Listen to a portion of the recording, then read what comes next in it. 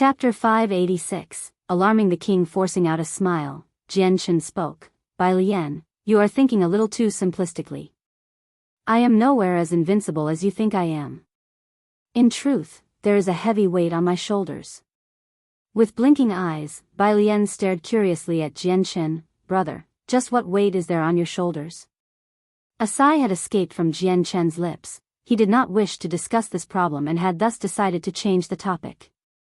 Bai Lian, although your aptitude for cultivation is lackluster, there are plenty of heavenly resources that could change that.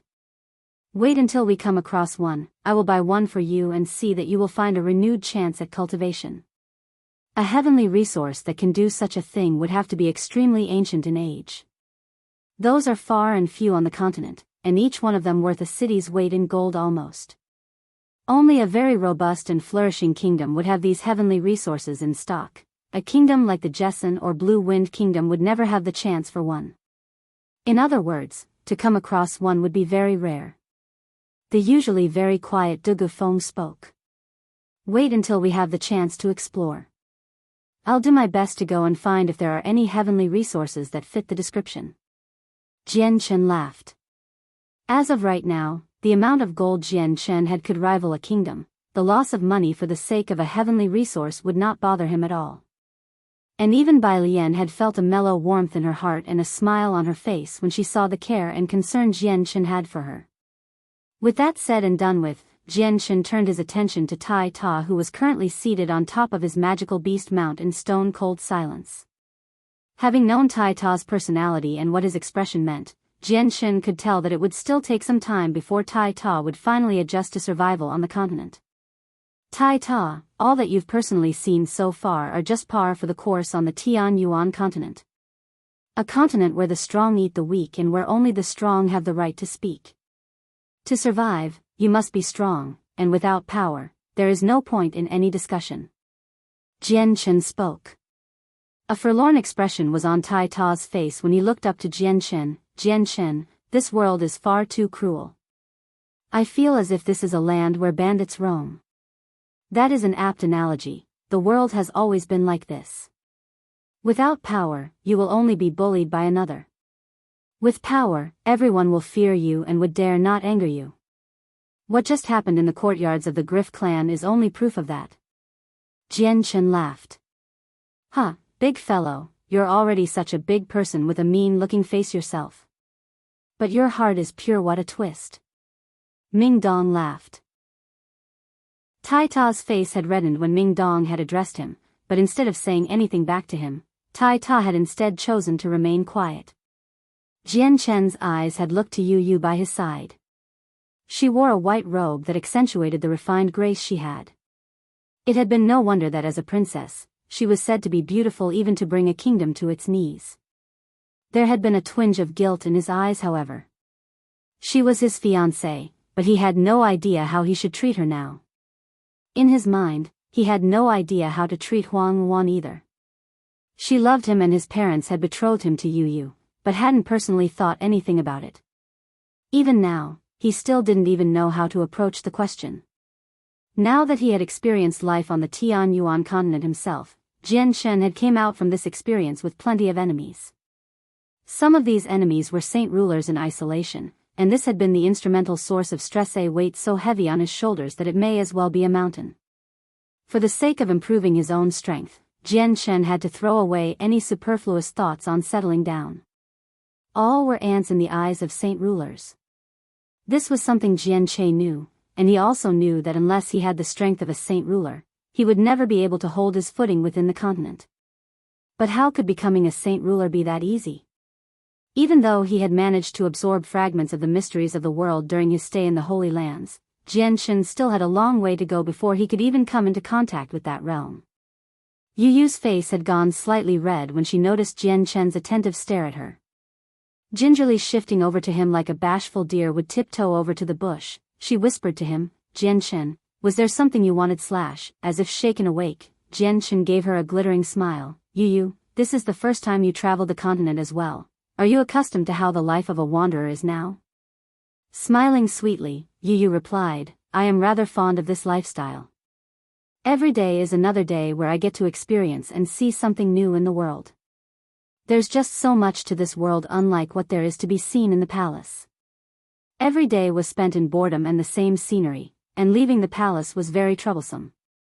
In the past, I was able to see what the world might have looked through the books in Kargath Academy. It was these books that made me yearn to travel the continent, and now I can finally see the sights for myself. Yu smiled in bliss. The world may be magnificent, but there are just as many dangers as there are sights.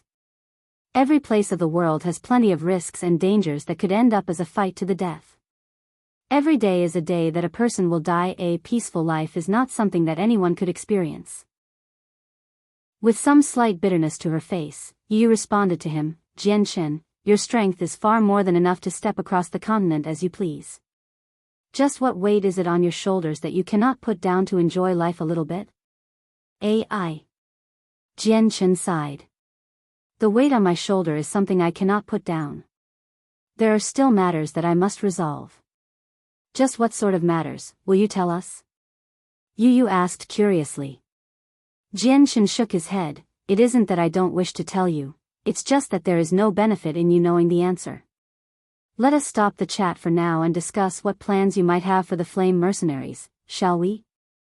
And so the group began to discuss the matters of the Flame Mercenaries as they traveled on the road back to their inn. Although they had now monopolized every single powerful faction within the Cloud Capital, they were still staying within the inn from before. At the same time they had entered the inn, every single leader that had just joined the Flame Mercenaries had made it home as well. The very first thing they had done was to have someone tear down their signboards and replace it with the name of the Flame Mercenaries. Jianchen's actions had flown at incredible speeds around the Cloud Capital. Soon enough, practically everyone had heard and learned about how the equilibrium of power had been completely and thoroughly shattered. In the past, there had been many factions vying against each other, but now, there was only a single faction left. In the 3 whole days that the Flame Mercenaries had been in the city, they had managed to overcome everyone's expectations, and so the entire city had been set abuzz with this as their topic of conversation. When the Lord of the Cloud Capital himself had heard what had transpired, his entire person went as stiff as a board. He simply couldn't believe what he had heard. The 10 or something factions that had once been separate were now united. With their powers united, they were now stronger than not only the city lord, but most of the factions in the Blue Wind Kingdom. A fact that was completely shocking to think about. A very serious problem had popped up in front of the Lord now. His power as the Lord of the city was practically for show now, and if the Flame Mercenaries were to try and do something in the city, there would be no way for him to do anything but to stand and watch by the sidelines. Just what sort of god is the captain of the Flame Mercenaries? If he is able to unite so many factions together under his banner, just what is he made of? The Lord had spoken with narrowed eyes. The robustness of the Flame Mercenaries had caused the man no small amount of discomfort. The Flame Mercenaries has already evolved to a point where even I cannot do a thing about them. All that's left for me to do is to report this to the king himself. The Lord muttered before hastily writing a letter to send off to the Imperial Palace with the utmost haste. Nearly half a day later at the Imperial Palace of the Blue Wind Kingdom, the king had been sitting in his study room when he received the letter. Reading it, his face grew more and more solemn, and the further he read, the more his eyebrows furrowed together. A long while later, the king had finally put down the letter with a questioning mutter. Flame Mercenaries? Just where in the world did they come from? I've never heard of such a name, and yet they have already subjugated several factions that had an Earth Saint Master in their ranks. That is practically unbelievable. The fact that the Flame Mercenaries had managed to accomplish so much by uniting several dozen factions together into one faction had been an extremely important issue that made the king very worried. Then, as if the king had thought of something, his eyes begun to sparkle. Perhaps there is a Heaven Saint Master within the Flame Mercenaries. Only a Heaven Saint Master would be able to accomplish a feat like subjugating several factions at once. Having reached this conclusion, the king's face grew inexplicably solemn. Men! Call for Master Ku Yun into my study at once. Soon enough, an elder with grey robes came striding into the room. This elder was in his 60s and had bright eyes that sparkled brilliantly. Your Majesty, what matter have you called me here today? The elder smiled, but he did not bow to him. Holding out the letter to the man, the king spoke, "Master Ku Yun, please take a look yourself." Waving his hand, the man floated the letter from the king's hand and into his own hand before starting to read it. Soon enough, the elder's eyes began to show signs of surprise. What a mercenary team this Flame Mercenaries is. In 3 days, they managed to unite over a dozen factions? But with a strength like that, why have I never heard of the Flame Mercenaries before? I am quite vexed by this situation. These Flame Mercenaries are most likely a foreign power that immediately sought out to subjugate an entire first-class city in one go. Their scheme is very apparent to see. If we let them alone in our kingdom to grow, then they will become the bane of our existence sooner or later. The king spoke seriously. Chapter 587, The Advent of a Powerful Enemy. Your Majesty, are you saying to get rid of this group?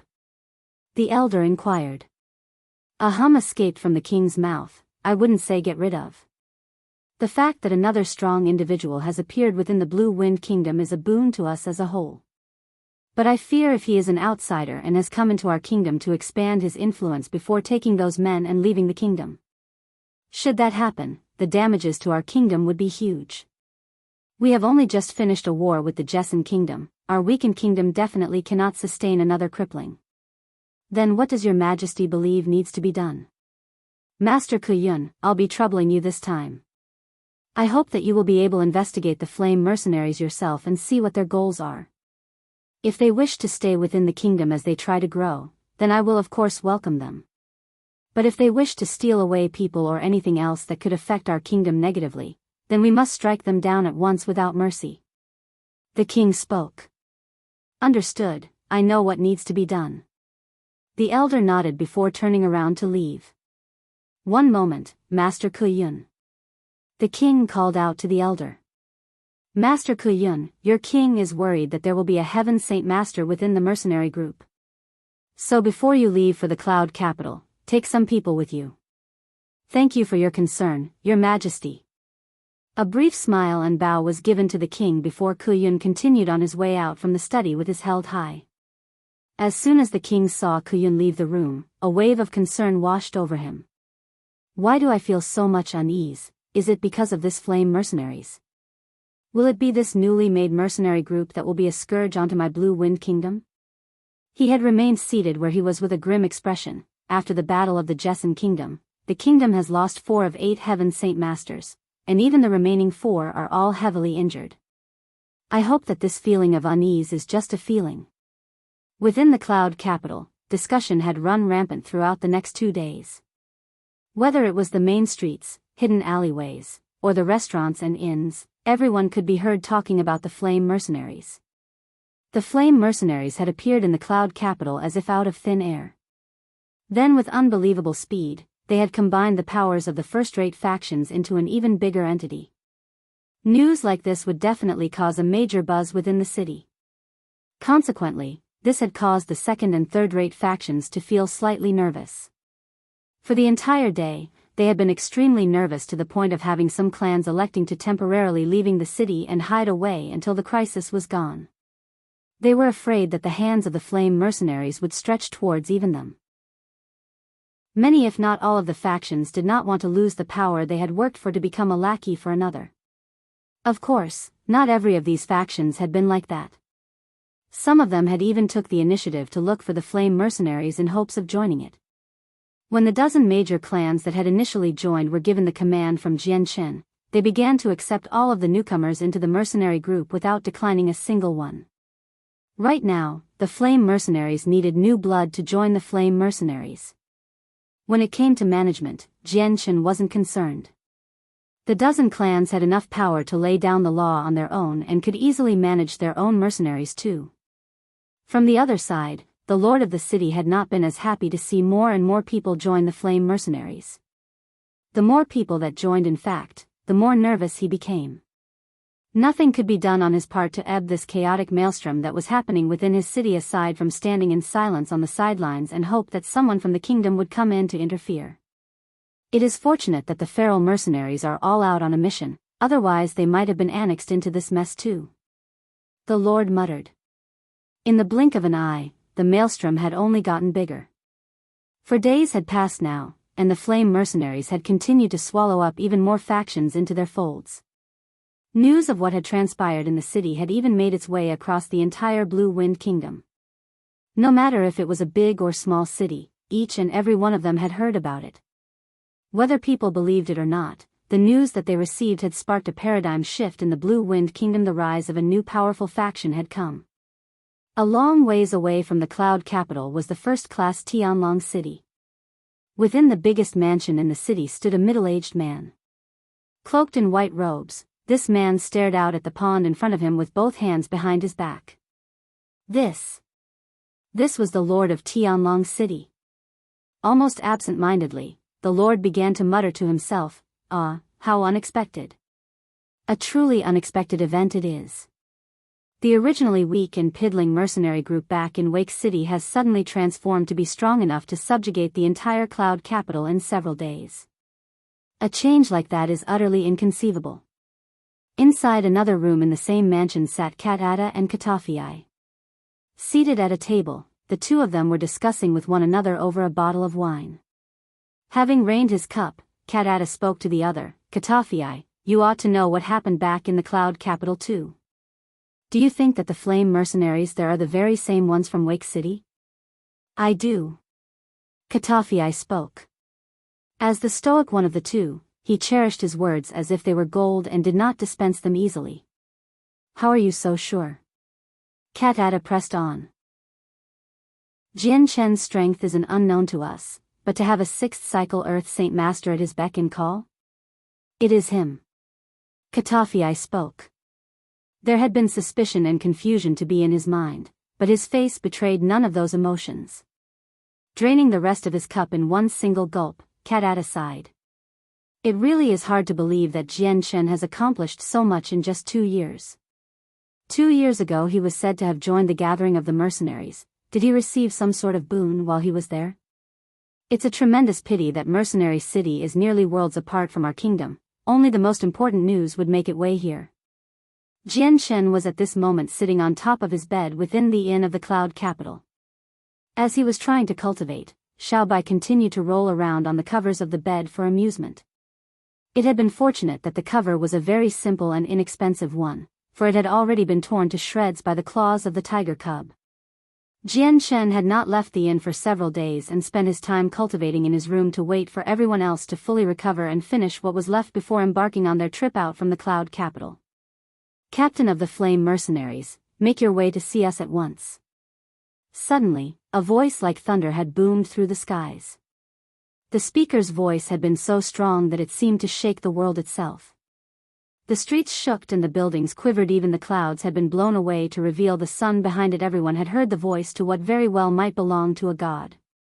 For a moment, the entire cloud capital was quiet before suddenly erupting into a cacophony of sound. Everyone had turned their heads to the skies as if trying to find the origins of the voice. "I see them, look. Over there. 2 men in the skies. Those are Heaven Saint Masters." Suddenly, an excited middle-aged man pointed erratically at a point in the sky with a loud cry. The heads of everyone in the city turned to look where the man was pointed at, and indeed there were what appeared to be 2 tiny ant-like dots up in the sky. While small in figure, the might that exuded from them made them look more like gods descending upon the mortal world. Those are 2 Heaven Saint Masters. They have to be here to fight the Flame Mercenaries. It's all over for them now. What a calamity for the Flame Mercenaries. With 2 Heaven Saint Masters here, they're ruined for sure. Everyone had been furiously discussing this topic with some hidden glee. But those who had joined the Flame Mercenaries already had gone pale in the face. The lord of the city came scrambling out from his mansion to stare out into the skies at the 2 Heaven Saint Masters. 2 Heaven Saint Masters? His Majesty has sent 2 over them over? Great! This is fantastic. The Flame Mercenaries are definitely ruined now. From every part of the cloud capital, several dozen factions that had aligned with the Flame Mercenaries came filing out.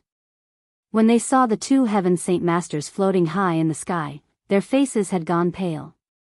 Those who had been forced into joining had a happy look on their faces, but those who had willingly joined had felt a fearful look spread on their faces.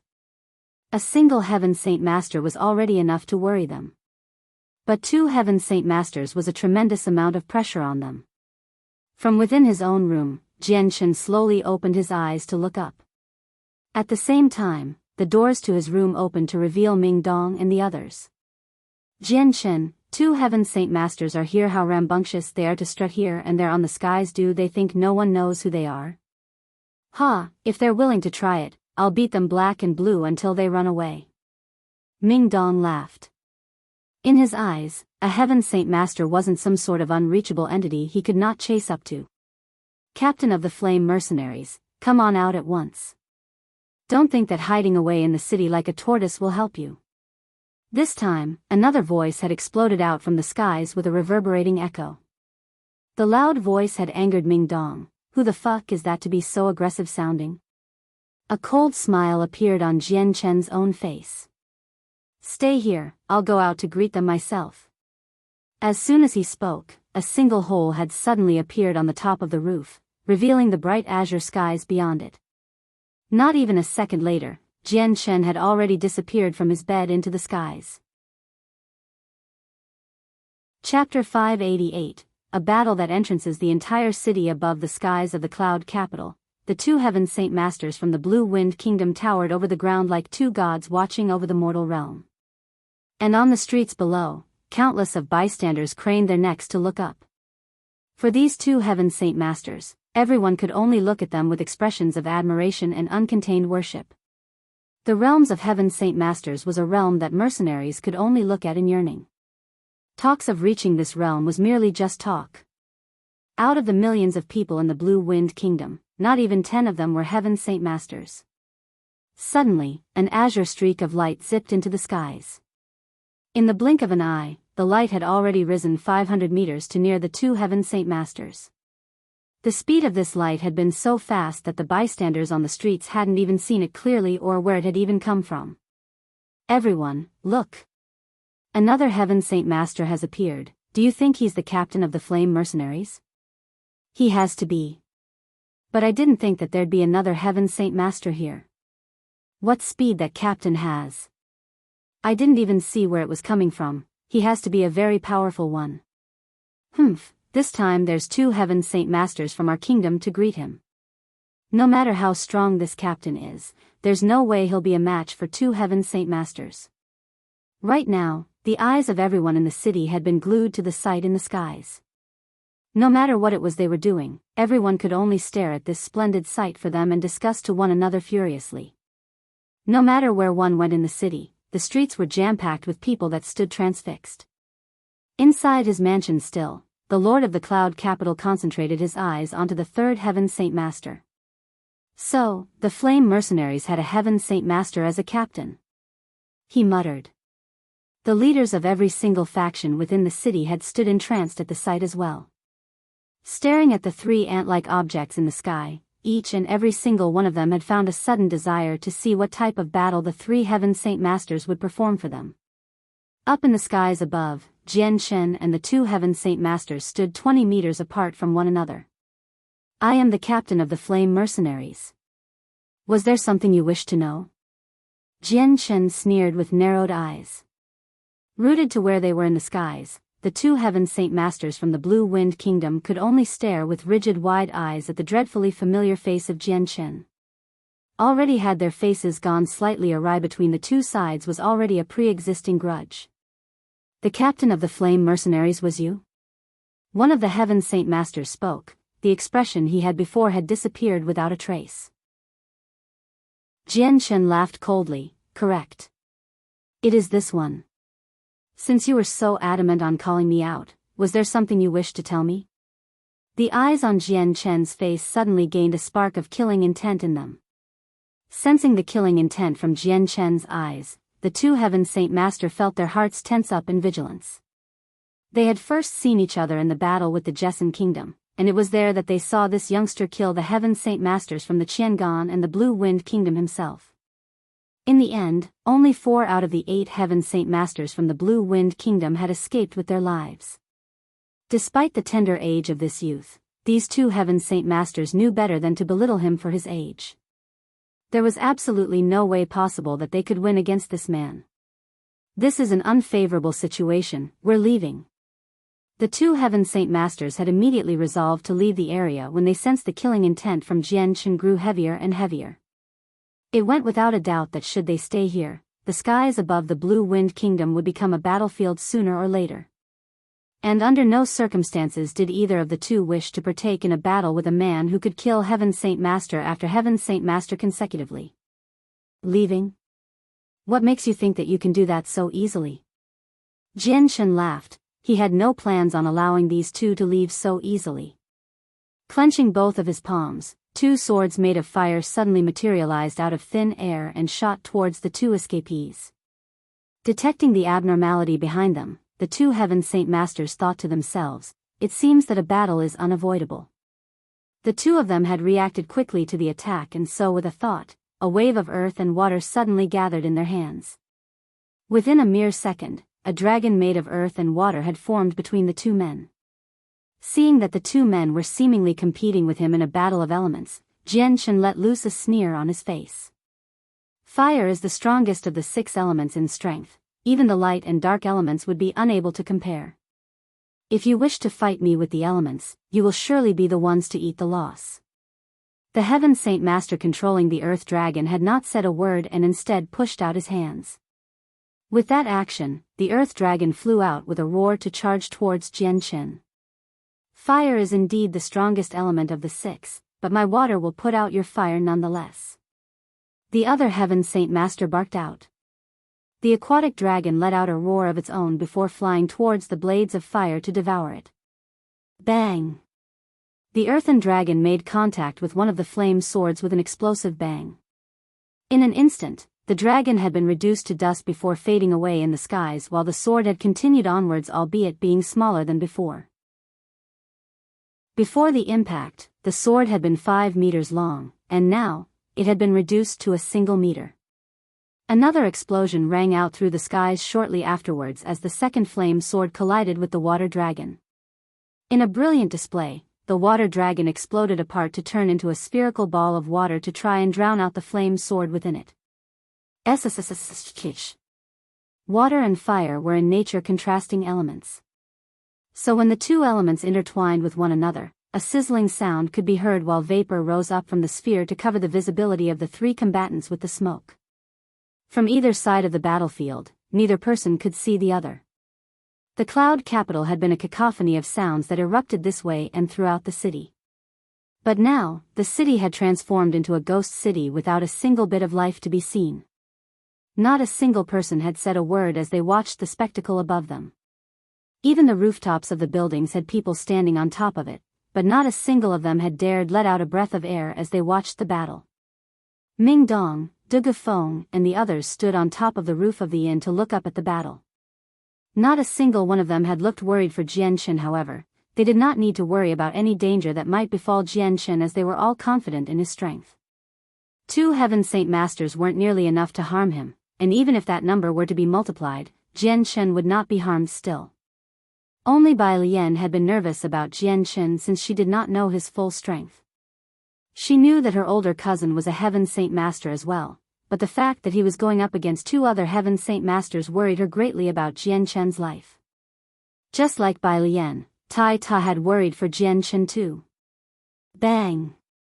A muffled explosion rippled through the airs once more as the saint weapon of the controller of the Earth Dragon smashed against the flame sword. This time, the sword had disappeared into wisps of fire before disappearing from the world itself. At the same time, the battle between fire and water had ended as well. The steam from the struggle had grown fainter and fainter, but no sizzling sounds could be heard anymore. Finally, the 3 Heaven Saint Masters could see that the water dragon had disappeared without even a drop of water to be seen, while the flame sword had decreased by half its size. What a flame! The Heaven Saint Master had cried out. But even before he could finish his speech, the flame sword had shot straight at him with a velocity that was even faster than before. Not daring to taking any careless risks anymore, the Heaven Saint Master took his saint weapon out and smashed apart the flame sword with narrowed eyes. If Sire wishes to be as aggressive as you are, then do not blame us too for being impolite. Ku Yun, let us use our battle skills together. Nodding grimly, Ku Yun knew that the battle today was undoubtedly a battle where they had to fight to the best of their abilities in order to survive. And now that the two of them were on the same page, neither of the two hesitated to begin to use their battle skills. As Heaven's Saint Masters, using an Earth-tier battle skill could be done with ease and did not need any additional time to charge up the power for it. Earth-tier battle skill Hammer of the Earth God. Earth-tier battle skill Dimensional Sword Chi. As the two of them finished casting their battle skills, a tremendous sledgehammer 10 meters long made completely from the earth element formed above Ku Yun. With a single movement of his hands, the hammer slammed downwards onto Jian Chen. By his side, the other man had exuded a tremendous fog of sword chi that shot forth the envelope Jian Chen within it. From Jian Chen's eyes did two bright lights of azure and violet form. As they gleamed and twinkled, the two lights seemed as if they were two dancing will-o'-the-wisps made from the powers of a different world. Suddenly, all sorts of stones, bricks, tiles, and even steel had begun to levitate up into the skies. From each object that flew up, a faint glow of azure and violet could be seen radiating from it. At the same time, the origin energy of the azure and violet sword spirits had formed into a single sword. Wielding it in his right hand, Jian Chen had seemingly transformed into a whole different person. With a sword in his hand, the aura around him had turned as sharp as his weapon. Following a flash of azure and violet, a series of mirror images followed Jian Chen's figure as he streaked through the skies. Wielding the origin energy, Jian Chen waved his sword and immediately sliced through the giant hammer as if it were made of tofu rather than earth. And so in a single stroke, the hammer had been split in two. With the hammer destroyed, Ku Yun's battle skill had been broken up as well, meaning that the earth element that had been materialized for it had disappeared back into the world. And no. That's not possible. Ku Yun cried out in fright and dismay. How had his earth-tier battle skill be so easily defeated like this? But Jian Chen had continued to wield his origin energy sword with blinding speed towards the man without pause. With an explosive power that was no less inferior to his saint force in the past, the azure and violet origin energy had stabbed itself deeply into Ku Yun's chest and then out from it. Chapter 589, Unrestrained Expansion. A short-winded cough came from Ku Yun's mouth as the blood drained from his face. The other man paled considerably when he saw Jian Chen pierce straight through Ku Yun's chest. With a loud shout, a large amount of his sword chi began to fly out to strike down the countless pieces of rubble flying at them. Then, with his saint weapon hoisted overhead, the man flew to attack Jian Chen to save Ku Yun.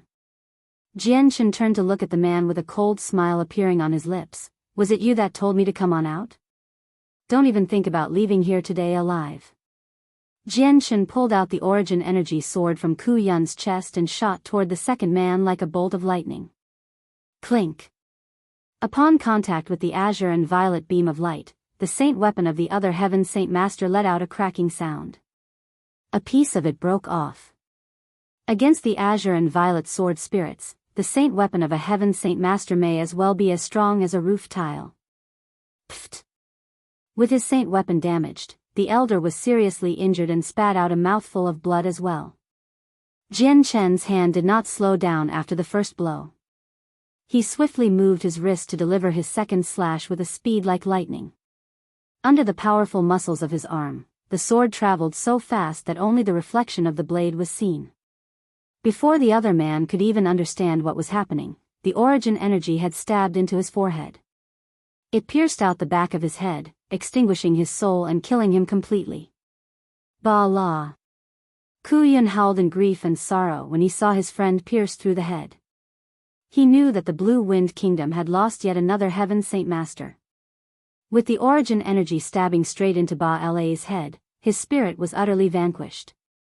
The light in his eyes vacated and his body started to drop back down to the ground. With hands as quick as his eyes, Jian Chen palmed Ba La's space ring before turning back to speak to the anguished Ku Yun. I was planning to kill you, but I think I'll spare your life. Go back to your king and tell him that it'd be in his best interest to not interfere with the matters of the Flame Mercenaries. If he refuses to listen, then do not blame me for what happens next." Even as he spoke, the origin energy formed by the azure and violet sword spirits faded from sight. The muscles in Ku Yun's face twitched irregularly as he stared down this youth in front of him with a mixture of fear and shock. Even his voice quavered when he delivered his next line: "The war between the Jessen Kingdom and the Blue Wind Kingdom is finished, and we've doled out hefty compensation already. There is neither grievances nor hatred between you and Ba La. What reason did you kill him for? A loose tongue causes plenty of troubles. You should remember in the future that less is more. Leave now, and don't forget to tell your esteemed king what I've told you." Laughing, Jianchen turned to descend from the sky back to the inn. Still in mute shock, Ku Yun remained floating in the air, desolately looking at the dead corpse of Bala down in the streets. His corpse had not moved at all other than from the still-spreading pool of blood. A crowd of people had formed around the corpse, and not a single one of them could believe what they saw. Dropping down from the sky, Ku Yun took Ba La's corpse with him and immediately left the cloud capital. When they arrived in the cloud capital, the two of them had made an aggressive entrance. In the end, only one of those men left the city alive. With the battle between Heaven's Saint Masters finally finished, the entire city was left as still as a ghost town. Mercenaries and merchants alike stared at the sky in mute shock and disbelief, even though not a single Heaven's Saint Master remained. A dozen figures were already running to the spot where Bala had landed with as much speed as they could muster. Just barely stopping around the blood-stained spot, each one of them revealed a sluggish expression on their faces. Included in this group was the Lord of the Cloud Capital and several of the other leaders of the strongest factions. What was unknown, however, was what was running through their minds at that moment. Jian Shen had already returned to the inn and onto the bed he had been sitting on before. The only difference this time was that a hole could be seen in the ceiling above him. Ming Dong and the others were already back in the room, so when Jian Shen descended, Bai Lian came flying past the doors to greet Jian Shen excitedly. "Wow! Brother, you're amazing. Even the two Heaven Saint Masters of the kingdom were beaten by you." Bai Lian spoke. She looked up to Jian Shen with great big eyes of adoration. A single person being able to defeat two Heaven Saint Masters working in tandem without a single scratch was essentially an undefeatable entity to her. She was exuberant in her worship for Jian Shen since he had been able to prevail against two Heaven Saint Masters by himself without being hurt at all. A feat like this was practically on the same level of an unbeatable being. Something like this was more than enough to make her realize in this moment that her older cousin was a far stronger person than she had initially thought. Wrong. He killed one and injured one. If Jian Shen didn't let that second one live, then neither of the two would have left this place alive. Ming Dong corrected her. Bai Lian was even more elated to hear what Ming Dong said. She rated Jian Shen higher on the pedestal now. Even Yu by Jian Chen's side revealed a slight tint of infatuation in her eyes. However, she looked up at the hole in the ceiling above Jian Shen and softly said, "Jian Shen, perhaps we should change rooms since you put a hole in the ceiling." Jian Shen looked up at the hole he had created with an embarrassed smile. "Yes, perhaps I should change rooms." Looking back at the ruined ceiling, Jian Shen gave an embarrassed smile. "Perhaps we should." Not a single person within this room had bothered to pay attention to what was happening outside of the room. Thus, they were unaware of the pandemonium that was happening right now. The hottest topic in the city was about the fact that the captain of the Flame Mercenaries had successfully beat back two Heaven Saint Masters sent from the kingdom all by himself, and the fact that he had managed to kill one of them while injuring the other was something that everyone clearly witnessed. With that said, practically everyone within the city was in an uproar. Having witnessed this sight, news of what transpired in the sky above the city spread throughout the entire kingdom with great speed. Within practically half a day, every nook and cranny of the kingdom would know about this groundbreaking news. The leaders that stood on top of the Blue Wind Kingdom would take this news seriously and would later send out their strongest to verify the truth of the rumors. With everything said and done, the Flame Mercenaries would cement their position within the Blue Wind Kingdom.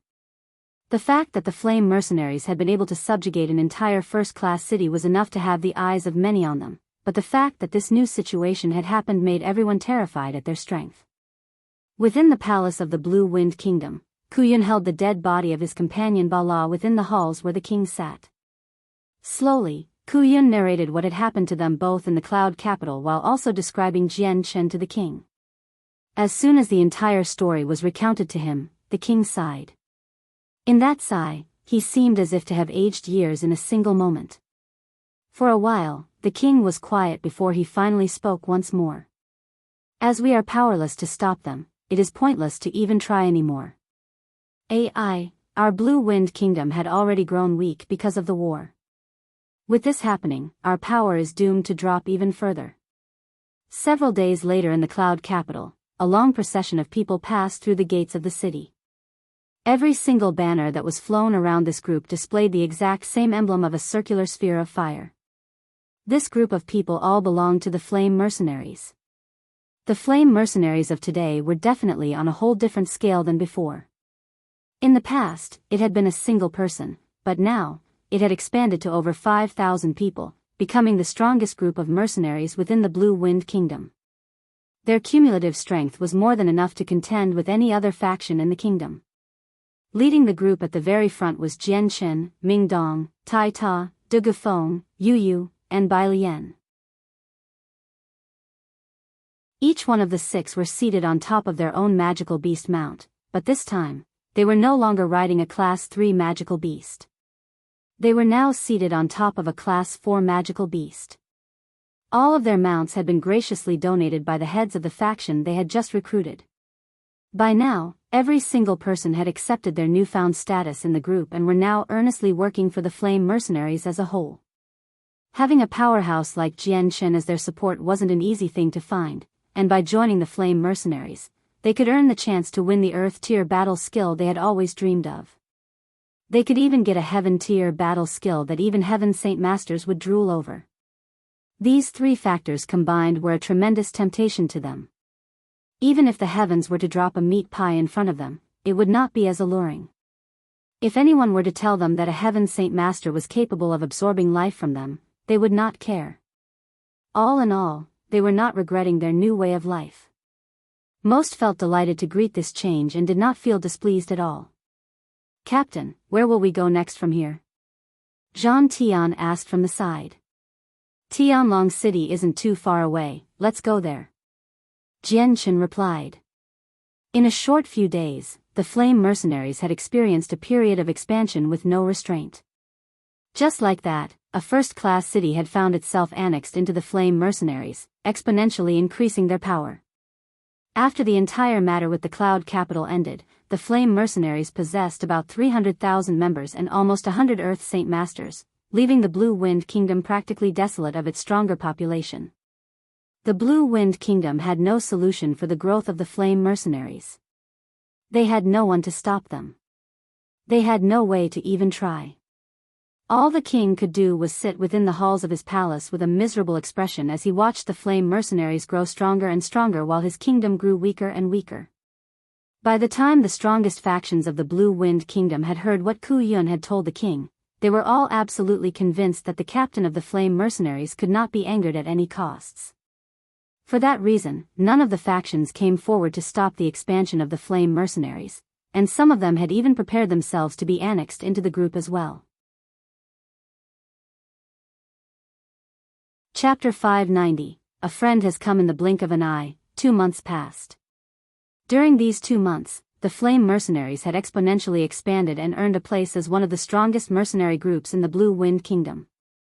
A group that stood on top of the other leading factions and even the royal palace itself.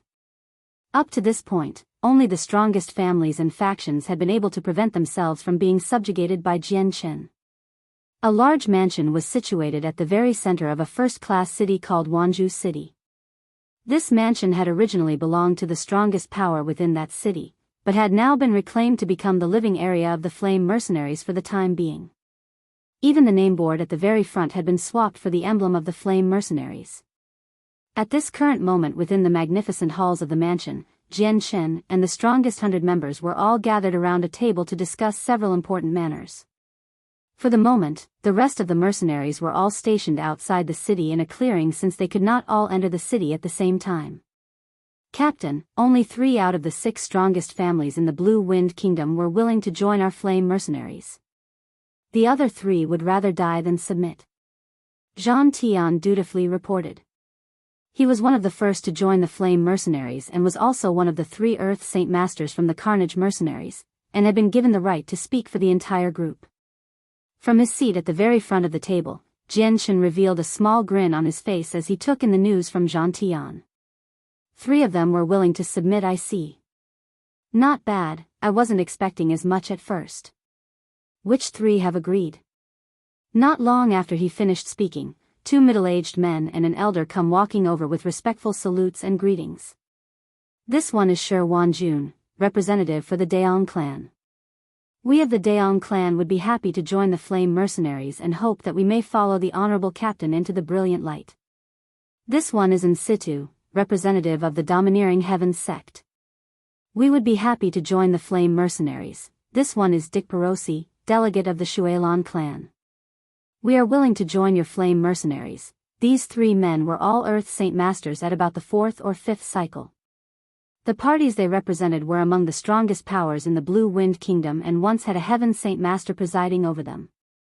However, those Heaven Saint Masters had been killed in the war with the Jessen Kingdom. Staring at the 3 humble and respectful men, Jianshan nodded his head in satisfaction. I welcome you into the family that is the Flame Mercenaries. From henceforth, we are all family. As long as you work with the Flame Mercenaries in mind, then I, Jianshan, pledge to never treat any one of you wrong. I declare that the Daong clan, the domineering Heavens sect, and the Shuelan clan, will change their names to that of the Halls of Daong, Domineering Heaven, and Shuelan. And you 3 will still lead your respective hall. Jianshan had no desire to expunge any one of their power upon entry into the Flame Mercenaries. The only thing that would change would be their goals. Their relative power would remain untouched, but any sect or clan would be changed to a hall. 1,000 thanks for Captain's charity. The 3 men clapped their hands together in salute. All 3 of them had been worried that their authority would be stripped away from them the moment they joined the Flame Mercenaries. Sitting on his seat while deep thought, Jianshan said, Zhang Tian, take some people to Lust City and eliminate the Harito clan. A report for the captain. Rumors have it that the Harito clan vacated Lust City a long time ago. According to our same sources, they've fled the Blue Wind Kingdom already. A black-robed elder spoke. What? They've already left the kingdom? Jianshan's eyes narrowed for a moment before he waved his hand with a small smile. They act quite fast. If I had known that they would flee earlier, I would have moved to deal with them sooner. Captain, why don't we dispatch a team to chase after them? Zhang Tian asked. Giving it a second to think about, Jianshan replied, no need. I will handle the Harito clan myself since they're no longer a threat to worry about.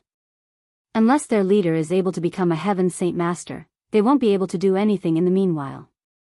Even if he becomes a Heaven Saint Master in the next 20 years, our Flame Mercenaries will have grown strong enough to deal with them. Even if I'm not here, a single Heaven Saint Master won't be able to measure up to the strength of the entire Flame Mercenaries. They've decided to run away from the kingdom for now, so we don't even need to bother with them. Then Captain, what shall we do about the 3 factions that chose death over submission? An elder asked from the side. Jianshan leaned back in his chair while his fingers kneaded. He realized that leading the Flame Mercenaries was becoming more and more of a headache. It was no longer as easy as before where he could act as he pleased. Back then he was the only member and didn't require such heavy consideration. Everyone, why don't you inform me of your ideas? Jianshan suggested. Captain, since the Flame Mercenaries had become so strong and those 3 factions refused to submit, we shouldn't let things lie there. We should eliminate them all. Let them serve as an example to the world of our strength. Captain, we should avoid that at all costs. The remaining 3 factions still have 2 Heaven Saint Masters within their reach and a considerable amount of Earth Saint Masters. If those 3 join hands, then they will become an enemy that will deal a considerable amount of harm to us. Should we fight them, then we would anger even the kingdom itself. If they mobilize the entire army, then our flame mercenaries would suffer even more. Captain, those 3 factions are not to be belittled. We have no conflict with them, and even if they would rather die than submit, it is not worth going to war with them only to suffer a disastrous result. The ends do not make up for the means. Everyone came to different conclusions about how to handle the situation. On one hand, some wanted to eliminate the group. On the other hand, some wanted to forgive and let them be. From where she stood by the side, Biyao hesitated to speak for a brief second. Finally she gave her input. Brother, there is no conflict between us and the 3 factions. We don't have any real need to subjugate them, and we should forget about them for now since they're willing to die rather than to submit. With 2 Heaven Saint Masters, they'd cause a lot of damage if they joined together since our flame mercenaries have no other Heaven Saint Master besides you, brother. Biyao and I share the same opinion. Yu agreed with her. Everyone grew quiet when the 2 of them spoke. They all knew that these 2 women were both very close to the captain, and thus they were not willing to say anything else. Jianchen wasted no time to agree with the 2 of them. If that is so, we'll forget about this matter for now. Well, today's meeting shall end here then. You may all leave and make the preparations for whatever necessities you need. In 3 days, we leave the Blue Wind Kingdom. Yes, Captain. Everyone agreed before leaving the halls. After the meeting was adjourned, Jianchen returned to his own room. He lay down on the bed and closed his eyes. His fingers gently tapped against his temples. Now that the flame mercenaries had exploded in scale, it took even longer to consider and think everything through, causing Jianchen some fatigue. Suddenly, the doors opened to reveal Yu wearing a pink long skirt as she walked into the room. When she saw Jianchen rubbing his temples, she revealed a concerned look on her face. Jianchen. She softly continued, managing the flame mercenaries is a tiresome task, isn't it? Yes. It really is quite tiresome. Now that the flame mercenaries have grown, there is far too much to consider and far too many factors to think about. It is only now that I realize how tremendous a task it is to manage such an enormous group. Aside from having an equally tremendous amount of power, one must not neglect being able to control and manage everything. Jianchen replied while massaging his headache. Choosing to sit on a nearby chair, Yu said, "You could delegate these small affairs to someone else you know. There aren't many that I could trust. Aside from the group we travel with, there are no other capable people. Ming Dong is the vice captain, but I know his nature, he isn't cut out for something like this. De Gafeng does not have the power, and Tai Ta is further away from such a position. The only ones left would be you and Biyao." Jianchen sighed. Then his eyes flew open as he looked to Yu. "Yu, I know that you've been an intelligent person since childhood and spent years learning in Kargath Academy while growing up in the palace. If I have you and Biyao govern the flame mercenaries, do you believe that you would be able to do the group well?" Yu was pleasantly surprised to hear the words that had come out of Jianchen's mouth. "What? Jianchen, do you really think Biyao and I should be governing the flame mercenaries?" Sitting up, Jianchen faced her with an earnest expression. "I do. If you have the ability to govern, then I would be willing to allow you to do so in my place." "That would be great, Jianchen. You may rest assured. Biyao and I won't let you down." Yu excitedly replied. Just then, Ming Dong walked into the room. When he saw the happy Yu by his side, Ming Dong stared suspiciously at Jianchen. "Brother, you've a friend here to see you." "Who?" Jianchen asked. "You'll know when you come." Ming Dong smiled mischievously. Suspicious of his actions, Jianchen followed Ming Dong out of the room and into the open courtyards of the mansion with Yu following him from behind. Soon enough, Jianchen arrived at the gates to the building, but when he saw just who this familiar person Ming Dong had referred to, the expression on his face solidified into one of astonishment. The friend in question was Huanggu. Chapter 591, Battle of Two Women. Stunned, Jianchen stared at Huanggu. She was standing by the gates and then his eyes swung to Yu standing right next to him. He felt the complaints inside his head grow so huge that they would take off his head. Not once did he ever think that Huanggu would take the initiative to find him, especially when his fiancée was right next to him. One woman was someone he had some feelings for and once had a very close relationship with. The other woman was his fiancée that was known throughout the Jesson kingdom. Jianshan didn't even know just how to treat this matter since this was the first time these two women had come into contact. Ming Dong clearly understood just what sort of trouble Jianshan was in, but he had no intentions of helping him at all. Instead, he chuckled, "Brother, I have some things to take care of, so I'll be leaving first." Ming Dong hadn't really meant what he said. He turned around just a few steps away to observe Jianshan, Yu, and Huanggu with a smile on his face as if he was taking pleasure in the crisis befalling Jianshan. Forcing a smile, Jianshan asked Huanggu, "What brings you here?" Today, Huanggu was wearing a white-colored robe that accentuated her picture-perfect figure that only the devil could offer. Her figure possessed an allure that could seize the hearts of anyone with just a single motion. Her clothes were on point with how they had been tied. Not a single part of her robes was messed up. Compared to the clothing she had worn as the golden daughter of her clan, she looked like a heroic woman ready for travel. The icy-cold demeanor on Huanggu's face had instantly softened the moment her eyes fell upon Jianshan. Smiling, she said, "Are you not going to welcome me in?"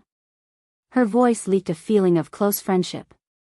The forced smile was still on his face when Jianshan addressed Huanggu, "Of course I will welcome you in. Please, come in and we can have a chat." Giving a sweet smile to Jianshan, she tossed down the reins in her hand and followed him in. The guards at the gates were members of the Flame Mercenaries, so they immediately rushed in to take the mount away.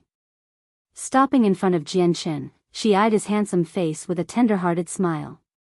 She was just about to say something when, all of a sudden, she realized that there was another beautiful woman standing right next to Jianshan. Eyeing her with some confusion, she asked, "Jianshan, who's this?" "Hello, I am Yu. Yu answered first. There was a smile on her face, but in her heart, there was a sour feeling. The feelings Huanggu had for Jianshan were obvious to see. Hence, she was able to infer that the connection between the two was close. "Yu? Could you be the Grand Princess to the Jesson Kingdom?" Huanggu asked her in shock. She nodded in response, "Correct, that is I. Might I ask who you are?" The light in Huanggu's eyes changed when she regarded Yu now. There was a darker tint of light that seemed to contain some jealousy just barely hidden in them. "I am Huanggu, a member of the Huang family." "Ah, Miss Huanggu, which kingdom are you from?"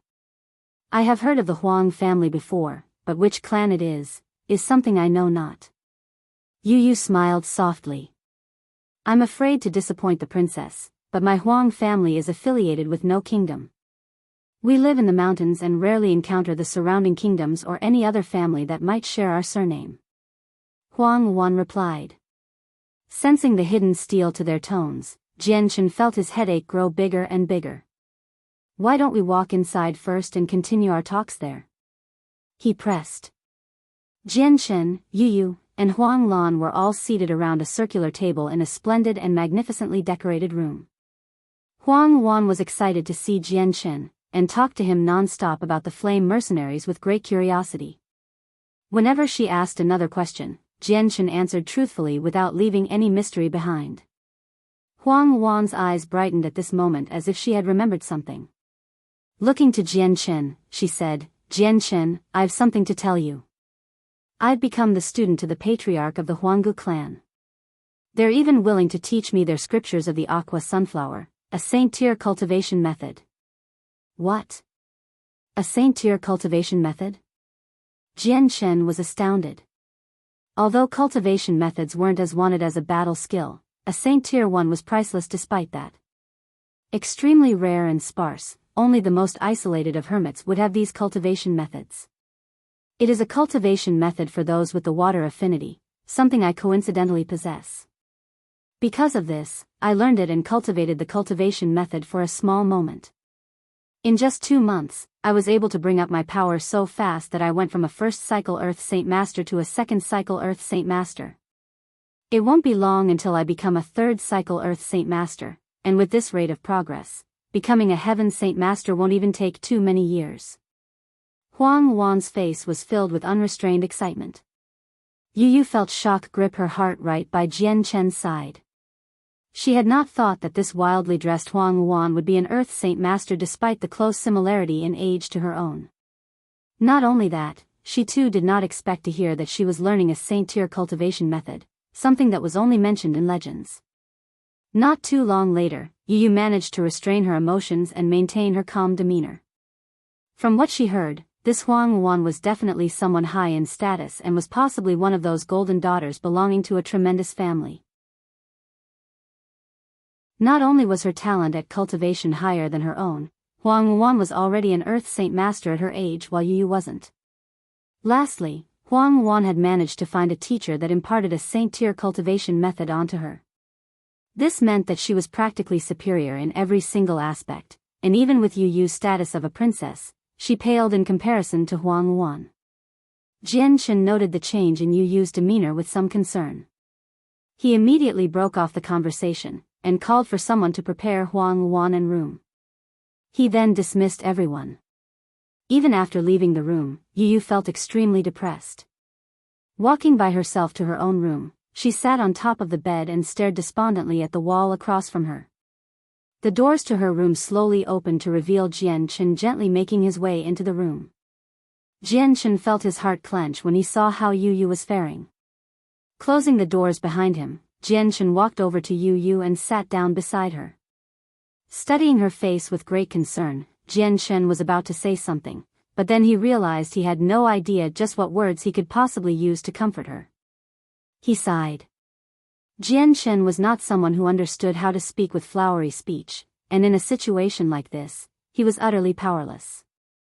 There was a gleam to her eyes when Yu Yu turned to look at Jian Chen with a miserable expression, but it was because of the reflection of the light on the layer of water that was welling up in her eyes. At last, 2 teardrops formed just enough to flow down her beautiful face before they splashed on the ground. Jian Chen panicked at the sight of her teardrops, but before he could speak, Yu Yu beat him to the punch. Jian Chen, tell me. Were your words before about you having no time for women a lie? You were unwilling to wed me before, was it because there was already another woman in your heart, a woman who is far superior than I am? She was heartbroken, and her voice was threatening to break into a sob. In all honesty, her heart felt nothing but love for Jian Chen, and that's why she found it heartbreaking to be in such a situation. When Huanggu showed up today, the deep feelings she felt for Jian Chen were completely obvious, visible even to the naked eye. Combined with the fact that she was superior in every way to Yu Yu, the princess felt this other woman's presence as a tremendous threat that could steal away the man she loved. Pulling at Yu Yu's hands, Jian Chen clutched them with great intimacy as he softly said, Yu Yu, it isn't what you think it is. The reason why I wasn't in a hurry to wed you was because I wasn't ready to settle down. I have not yet resolved the problems that weigh on my shoulders, and if I don't resolve them before I start a family, then it will only bring everyone harm. I won't hear this. I don't want to hear these lies. Just how many times have you said these words? Yu Yu began to cry. At a loss for words, Jian Chen looked at Yu Yu. From the very start of their relationship, Yu Yu had given him the feeling of someone that was always calm, but this was the very first time he had ever seen Yu Yu cry her heart out. This was something he felt a great deal of pain over. He sighed once more. He had to be honest with Yu Yu, else he would only hurt her more. Yu Yu, although it may seem as if I am invincible on the surface as a Heaven Saint Master and an imperial protector of one of the 8 great powers on the continent, my life is not as relaxed as you think it might be. I have many, many enemies that pose a threat to me still. Jian Chen suddenly spoke before segueing into the hidden story of his life to her. Yu Yu paused temporarily in her tears to fixate her eyes on him. In my years roaming the Tianyuan continent, I offended many families, and although some of them were killed off, there are still plenty of hidden factions that I have no way of fighting against. Among those families are the Shi family and the Jita clan. These 2 factions are hermit clans on the continent with a vast amount of strength due to the fact that they have saint rulers ruling over them. Only death would absolve the grudges between those factions and me. If I am alive, they will not rest, and if they are not dead, I will never be safe. It is likely that those two clans have been searching for me ever since, and even if there is a long distance between the two of us, it is only a matter of time before they arrive here. The very moment they find out my identity, being the imperial protector of the Qinhuang kingdom won't be nearly enough to help me. Thus, I must improve my strength as much as I can. If I do not, then when the saint rulers come for me, I will die a pauper's death along with the family I have. Aside from those two, there is still the sect of Dragon and Tiger from the Heavenly Eagle Kingdom. They are a powerful sect to contend with, and their patriarch is a saint ruler that heavily desires a treasure of mine. Me being an imperial protector of the Qinhuang kingdom has beaten them back temporarily, but they will not stop at that. It remains to be seen just what sort of tricks the saint ruler might come up with to harm me. Staring solemnly at Yu, he continued, Yu, do you understand the overwhelming pressure that weighs upon my shoulders now? The enemies I've made are people of the saint ruler realm. As I am now, I stand no chance against them. Even escape is an impossibility. With how the odds are stacked, I have no idea just how much time I have left to live.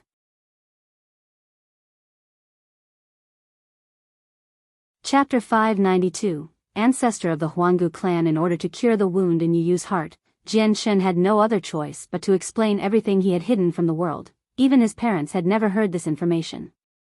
Jian Shen knew that if he hiding his secrets like this would only serve to confirm the worries in Yu's heart, dealing another blow to it. That was something Jian Shen wanted to avoid. Yu had completely stopped her tears as she listened to Jian Shen speak. The two glistening eyes on her beautiful face stared at Jian Shen in silence. She finally understood, this very moment, the tremendous amount of pressure Jian Shen had always talked about and just what great dangers were waiting ahead of him. A saint ruler was an unfathomable entity in the eyes of Yu. They were people that belonged to the legends of old. Only a few people on the continent were able to come face to face with them. Jian Shen, on the other hand, had managed to not only make enemies with a single saint ruler, but possibly 2 or even 3 of them. The fear Yu felt in her heart was outweighed by the deep worries she had for Jian Shen. He clenched his hands tightly over Yu's. It was a first for him to really realize just how smooth and tender her jade-like palms felt to the touch. The sensation was very soft indeed, but Jian Shen didn't pay too much attention to the details. Instead he stared back at Yu with a stern expression. Yu, I have not told even my parents of this, so I hope you will safeguard these secrets of mine. Do not let my mother know at all costs. A saint ruler is far too strong for the Changyang clan to weather as it stands now. I don't want the clan to worry for me. Dazed, Yu continued to stare at Jian Shen. The grief and sorrow she had felt before had completely disappeared, but now, worry and concern had replaced it. I am sorry, Jian Shen. I didn't know about just how large this scale was. Yu lamented. Giving a small smile, Jian Shen shook his head. Yu, it is fine as long as you understand. The hatred between those two families and me is irreconcilable. Without that matter resolved, I really do not wish to waste time trying to start a family of my own. Yu was placated for now. She was now feeling better than when she had first entered the room, allowing Jian Shen to return to his own room in peace. However, as soon as Jian Shen walked into his drawing room, his entire figure grew rigid and a sharp light glinted in his eyes as if it was reflecting the light of a sword being drawn. Seated in the room was a blue-robed elder with his back facing Jian Shen. Seated by the table, he drank a single cup of tea with only his own company to converse with. This man had long, black hair that went down his back without a messy spot to be seen. At a glance, he appeared to be just a regular person with no outstanding traits. However, this seemingly unimportant person made Jian Shen stare at him seriously as if prepared to take action at any moment against an enemy.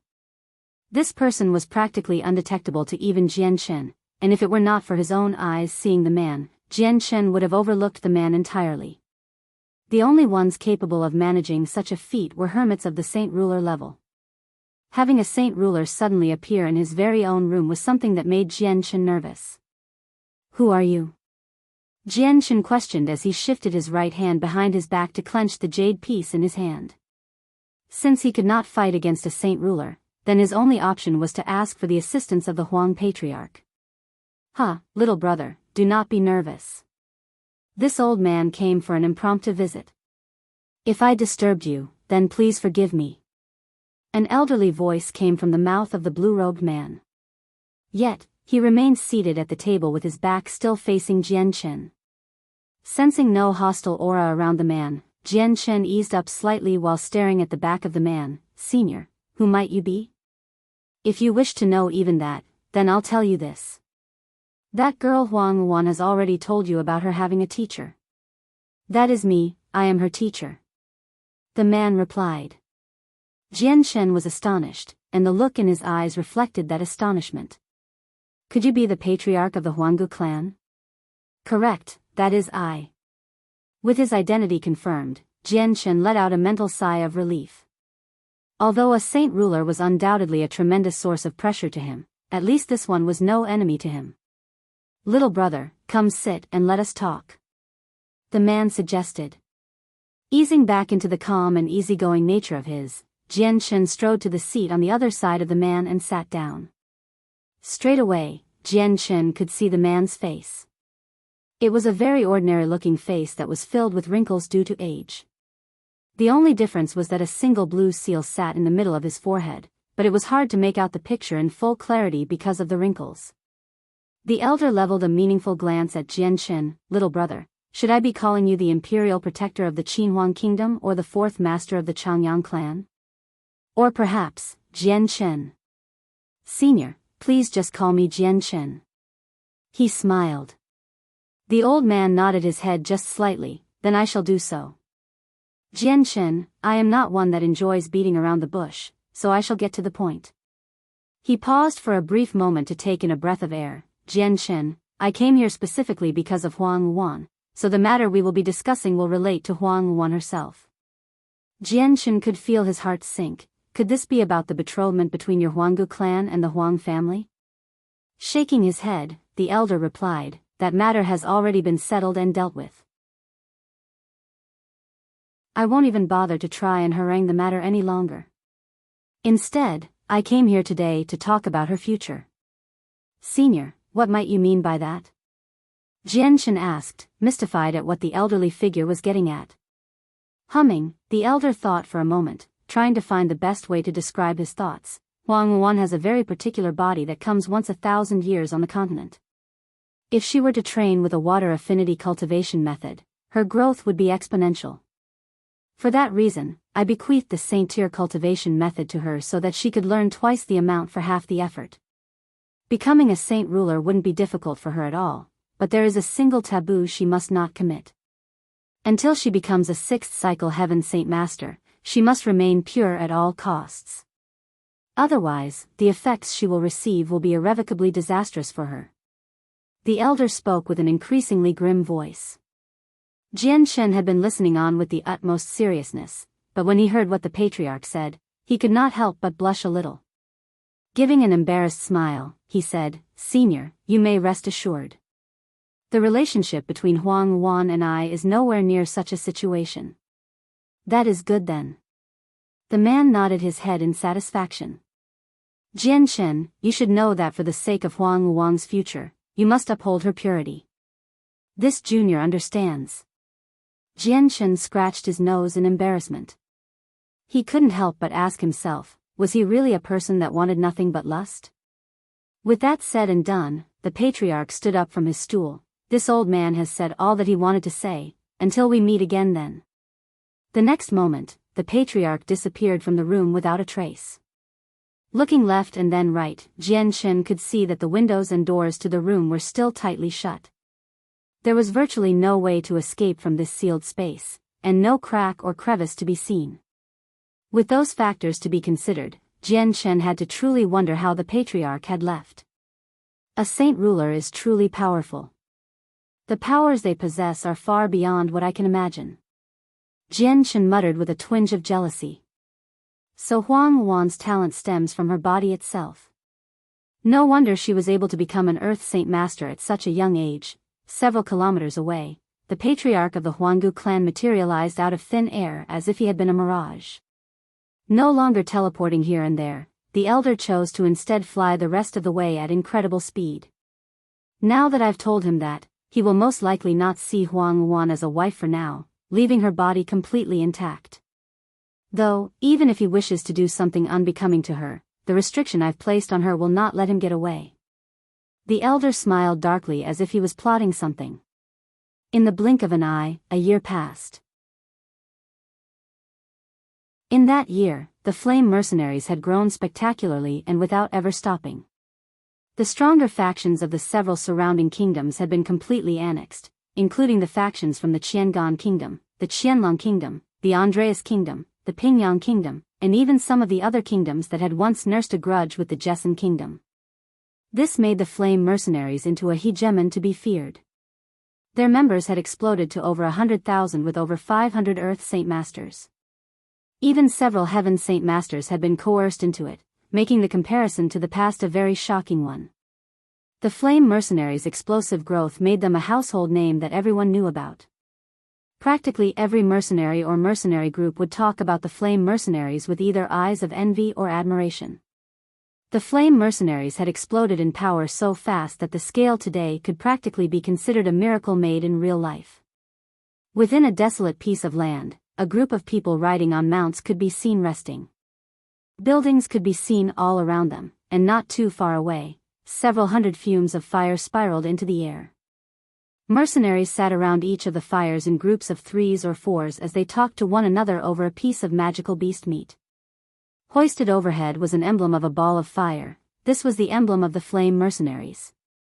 Seated at the very center of all the banners and tents was Jian Shen and the others who were currently discussing matters. Jian Shen, as of today, the flame mercenaries have reached a very definite scale of over 100,000 members. The time is ripe for us to create a city of our own. De Gufeng spoke.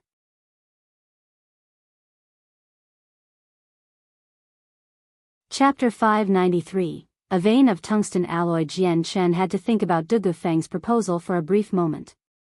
He knew that there were plenty of mercenary groups that managed to construct their own cities after gaining enough power. It was only when a mercenary group founded their own city that they had the right to say they were someone important on the Tianyuan continent. Mercenary groups that owned a city were extremely strong, and the flame mercenaries paled in comparison to the majority of mercenary groups in power. Although they had well over 100,000 members, the amount of people that were strong enough to assume responsibility over any single jurisdiction were far too few. Aside from Jian Shen, there were only 3 other Heaven Saint Masters. If they were to try to construct a city like this, it would be insanely difficult to maintain their power. They would end up as the losers if their city was besieged. Not only was it common for kingdoms to fight with another for power, mercenaries would oftentimes move into cities and attempt to seize power almost as often. With those factors in mind, Jian Shen finally made up his mind and said, "Our flame mercenaries might be strong in our area, but our strength is still limited to just this small area.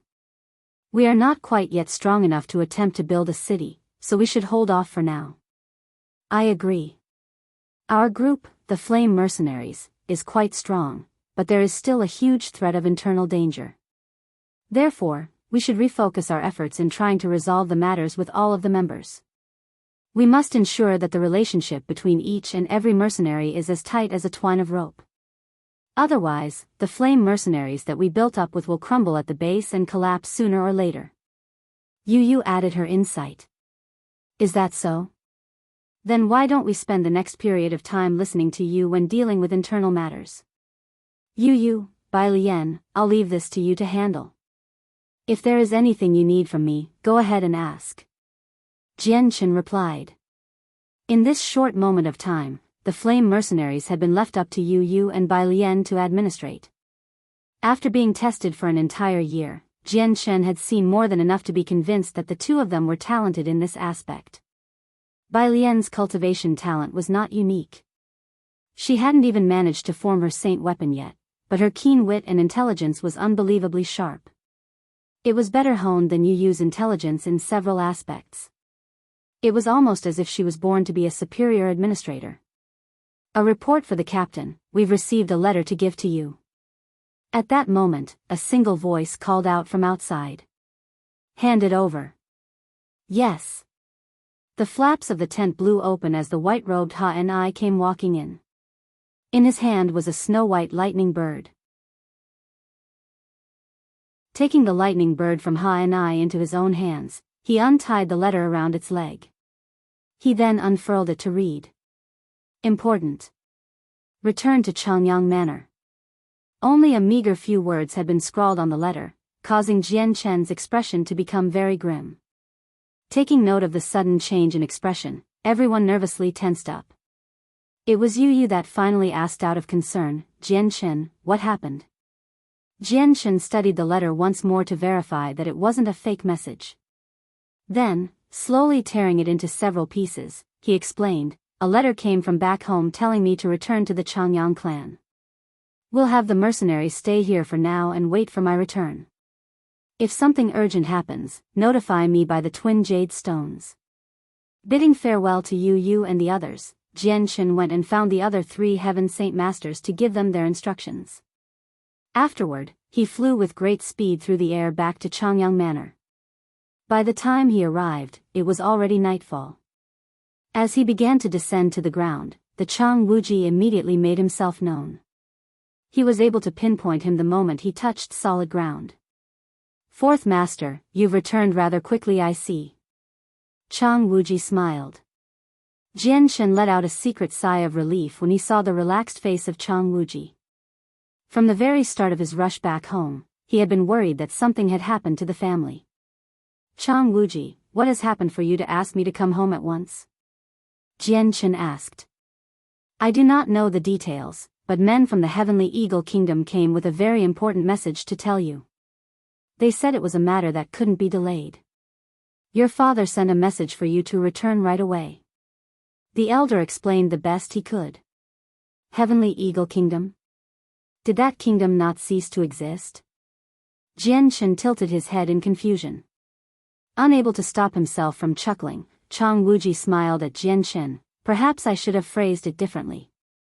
The 7 heads of the territories that once belonged to the Heavenly Eagle Kingdom came here with an important message for you. Fourth Master, they are currently in the discussion hall. We should head on over. Shortly after that, Jian Chen and Chang Wuji entered the manor and headed straight for the main halls. On the way, plenty of guards saluted him while the maids and servants bowed down with the most respect they could muster. It did not take long for Jian Chen to enter the halls themselves. He noticed that plenty of people were already gathered here.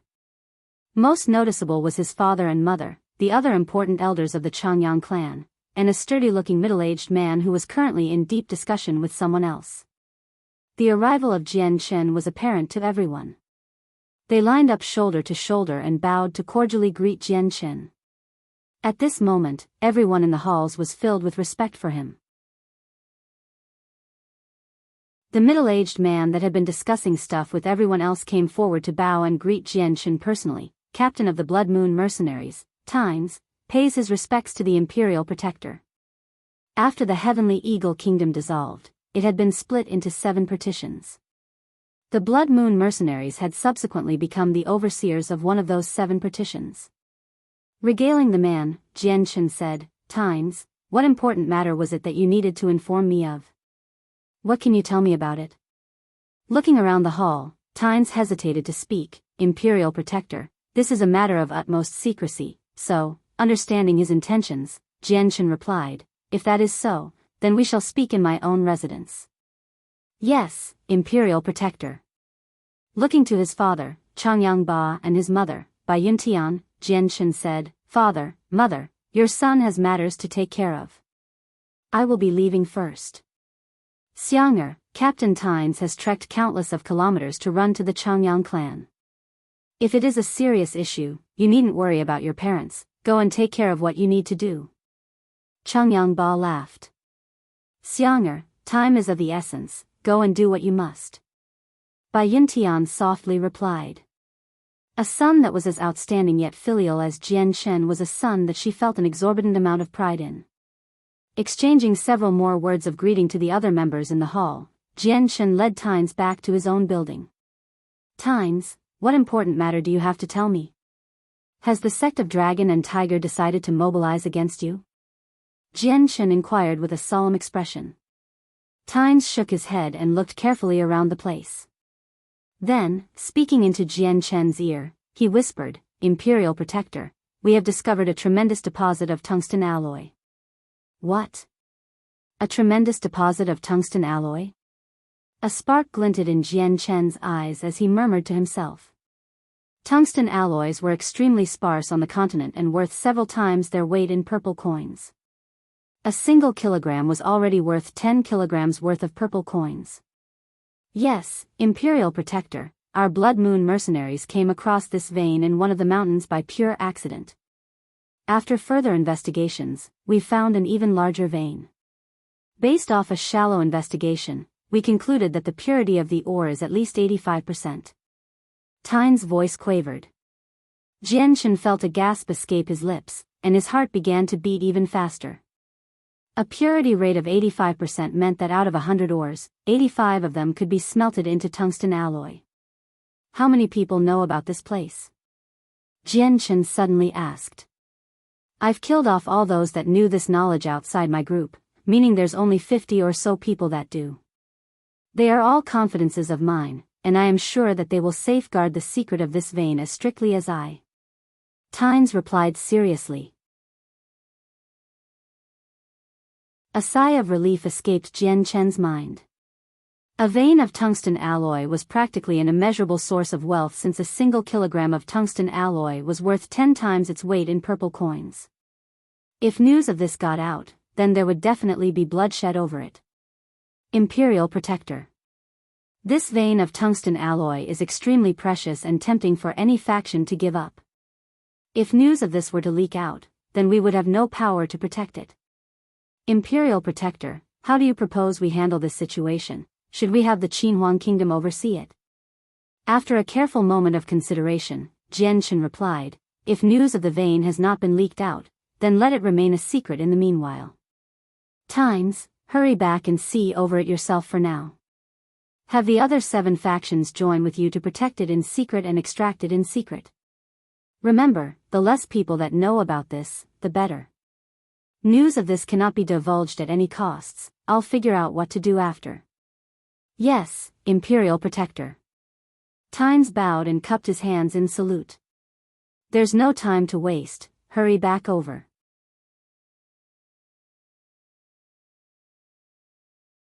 Chapter 594. Hurrying off to the Heavenly Eagle Kingdom. Tynes left for the Heavenly Eagle Kingdom straight away. With how precious the tungsten alloy was, he couldn't possibly dare try and be negligent over a plethora of wealth like that. There were no Heaven Saint Masters safeguarding it, so Jianshan felt some discomfort at this matter. He was afraid that the news would be leaked. Pacing around the middle of his room with his hands clasped behind his back, Jianshan's mind raced with ideas about how to deal with the tungsten alloy vein. Unknowingly, the small tiger cub had leaped onto his shoulder and stared at him. Its originally bright eyes had already grown dim, as if it was growing listless. It appears I must bring the flame mercenaries over to the territory of the Heavenly Eagle Kingdom. Jianshan concluded. After thinking to himself for another hour, Jianshan left his room to call his mother for a meal before leaving the Changyang clan. All sorts of dishes were placed in a beautiful arrangement on top of the table as Jianshan, Changyang Ba, Yuntian, and the other 3 wives of his father sat together and talked. The fact that Jianshan was the captain of the Flame Mercenaries had already been revealed to his aunts, but it was still a very puzzling thing to think about how he was also the imperial protector of both the Qinhuang and Jessen Kingdom. After a brief interrogation by his aunts, Jianshan explained everything without losing his temper. There were no secrets in regards to the Flame Mercenaries to his mother after all. Xiang'er, you've done the right thing. If Kendall saved you, then you must fulfill the promise you gave for it to be a fair trade. Changyang Ba approved. Xiang'er, in your times of travel outside, have you come across any news of your sister? Yuntian suddenly blurted out. Jianshan could only shake his head with regret. He sighed. Auntie, your child has searched without end, but nothing of importance has come up. Yu Fengyan's face became more sorrowful at his words. Wretched girl, who knows what faraway place she has run off to. Why hasn't she even sent a letter back home? Even now, I have not one letter from her and not even a clue on where my Mingyue has gone. What if she Halfway through her words, Yu Fengyan could no longer stop herself from descending into a fit of sobs. Her own daughter had left the clan one day without warning or trace, causing her to feel extremely anxious and scared for the well-being of her daughter. The table grew quiet after that. Each person seated there had a grim look on their face. Every person at this table, besides Jian Shen, were either aunts or a parent to Changyang Mingyue, and had seen her grow since birth. So her disappearance had been extremely worrisome to them all. Jian Shen had disappeared once, but he had been of a different situation and had came back. Second aunt, please be at peace. Second sister has always been a lucky person, she won't come across any trouble. Look at me, I left the Jessen kingdom for several years by myself without anything harmful coming my way. Jian Shen consoled her, but to no avail. Yu Fengyan and the others simply did not think that Changyang Mingyue had the same capabilities as Jian Shen. A single woman traveling the continent by herself was a feat that was several times more dangerous than for a male. All sorts of unsavory mercenaries and bandits roamed the continent. It would not be uncommon for them to act upon their lust for women. Our daughter has grown up with a rebellious nature. We are to blame for that. If we did not try to force her into an arranged marriage, she would not have left home. Changyang Ba sighed bitterly with regret. Father, second aunt, please rest assured. I will definitely have my men scour the continent to find second sister. Jian Shen resolutely pledged. When he was young, Changyang Mingyue had been very caring to him, and he had left the Changyang manor with a very favorable impression of her. The disappearance of Changyang Mingyue had left him feeling very melancholic. Forget it. There's no point in talking about this matter for now. We've gone over it more than enough with nothing to show for our efforts. Changyang Ba sighed before turning to Jian Shen. Xianger, your father still has something that I hope you'll agree to. You and your third aunt, Ling Long, have harbored some ill will with one another, that I know. Your third aunt has a small level of tolerance for matters like these due to experiences she has had in the past. Her making life difficult for you was a result of these experiences, but even now, she and your third brother have felt remorse for their actions. They have not been eating with the rest of the family because of their guilt. So, your father wishes that you will understand and forgive your third aunt. Changyang Ba spoke. There was a slight pleading tone to his words. A sound that was exceedingly rare, especially to a child as the head of a family. Jian Shen was more than willing to agree to his father's request. He did not feel completely disgusted by the actions of his third aunt. They were by rights family, and Jian Shen was disinclined to ruin a perfectly warm and receiving household with an opinion he didn't hold. The fact that he was willing to let bygones be bygones pleased Jian Shen's father to no end. Afterward, Jian Shen took out a small portion of the 100-grass wine given to him by the Ape King. Pouring the cups evenly, he distributed them all to the people around the table. As soon as each person took a sip, they could feel their inner strength explode with newfound power. Just 3 months ago, Changyang Ba had managed to become a second cycle Earth Saint Master. He now stepped into the third cycle with the assistance of the wine.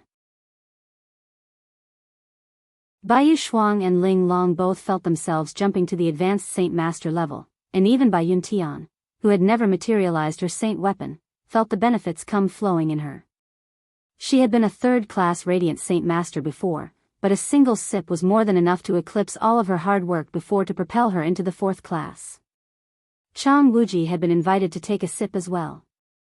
For a Heaven Saint Master like him, a sip of the 100-grass wine was only enough to increase his inner saint force by a small increment. The small increase had not been enough to reach a breakthrough like Kafir, the headmaster of Kargath Academy, had. With the wine drunk and the food eaten, Jian Shen followed his parents back to visit his eldest brother, Changyang Hu. Changyang Hu was confined to the bed without even the most basic of motor abilities since he had lost his limbs. He couldn't eat or change his clothes without help. A life that was robbed of any freedom of movement was a life that words could hardly begin to describe the cruelty of. The sight of his own older brother in such a wretched state caused Jian Shen's heart to ache. He wanted nothing more than to find a way to become a 7th-class Radiant Saint Master, so he could find some sort method to restore the amputated limbs of Changyang Hu. On the morning of the second day, Jianchen visited Lore City to find Sans and Kendall's wife. The mother and son had been able to open a rather big inn on one of the more flourishing streets because of the staunch support of the Changyang clan. Business was booming and the patrons flowed in and out like an endless stream of water. With the name of the Changyang clan waved over them, their inn had soon enough become one of the safest inns in the city. No incidents ever took place within their building, meaning that mercenaries and merchants alike could gather here in peace. Farewells were given to the two before Jianchen flew out of Lore City. He was back in the air headed toward the desolate lands where the flame mercenaries were. Once there, Jianchen called for an impromptu meeting with the men. Jianchen, what is the matter for you to rush us like this? As soon as they were gathered within the tent, Ming Dong immediately found his voice to speak up. Seated at his own chair up front, Jianchen looked at the group with people with a grim expression. Pass on my orders. We will pack up camp and head straight for the Heavenly Eagle Kingdom without rest. The entire group was stunned by this order, and it was Yu who asked a question first, even through the night? Jianchen, what is the matter? Yes, even through the night. Jianchen nodded his head. Go and spread the news to everyone. I will be leaving first. Jianchen, why has the situation become all frantic-like? Has some sort of accident come up or something? Ming Dong cried out. Allow me to keep this a secret for now.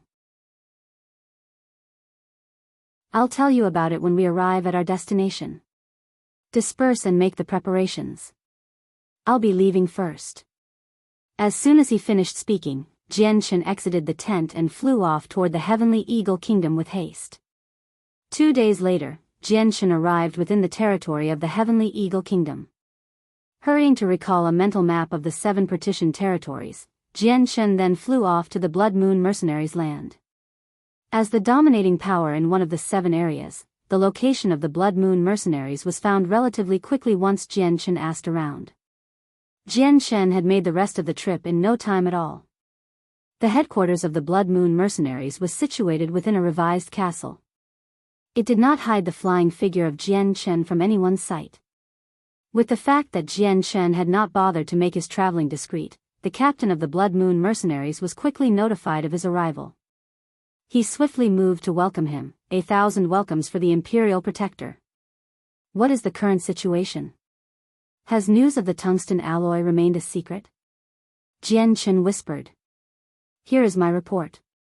Everything has been taken care of, and the secret has remained a secret. Aside from a few reliable brothers-in-arms, not a single outsider knows of it. Even the men of the other 6 factions remain unaware of this secret. Tynes spoke. Nodding his head in satisfaction, Jianchen replied, Good, you've done well. For your services today, I will reward you nicely in time. For the honor of the Qinhuang Kingdom and the Imperial Protector, it is the honor of mine to serve. Tynes solemnly replied. Jianchen laughed. Well, where is the location of the mine? Take me there. Yes.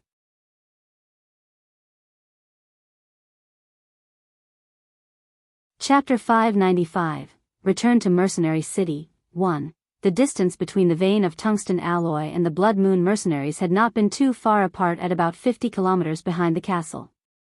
This location, however, had been surrounded by another 100 kilometers of forests that was vile in both environment and the wildlife alike. Poisonous creatures, swamps, and dangerous beasts all cohabited this one single place. But the location to the vein of tungsten alloy was indeed here. At the very center of this forest was a single cave that could only be seen and entered by through a ravine.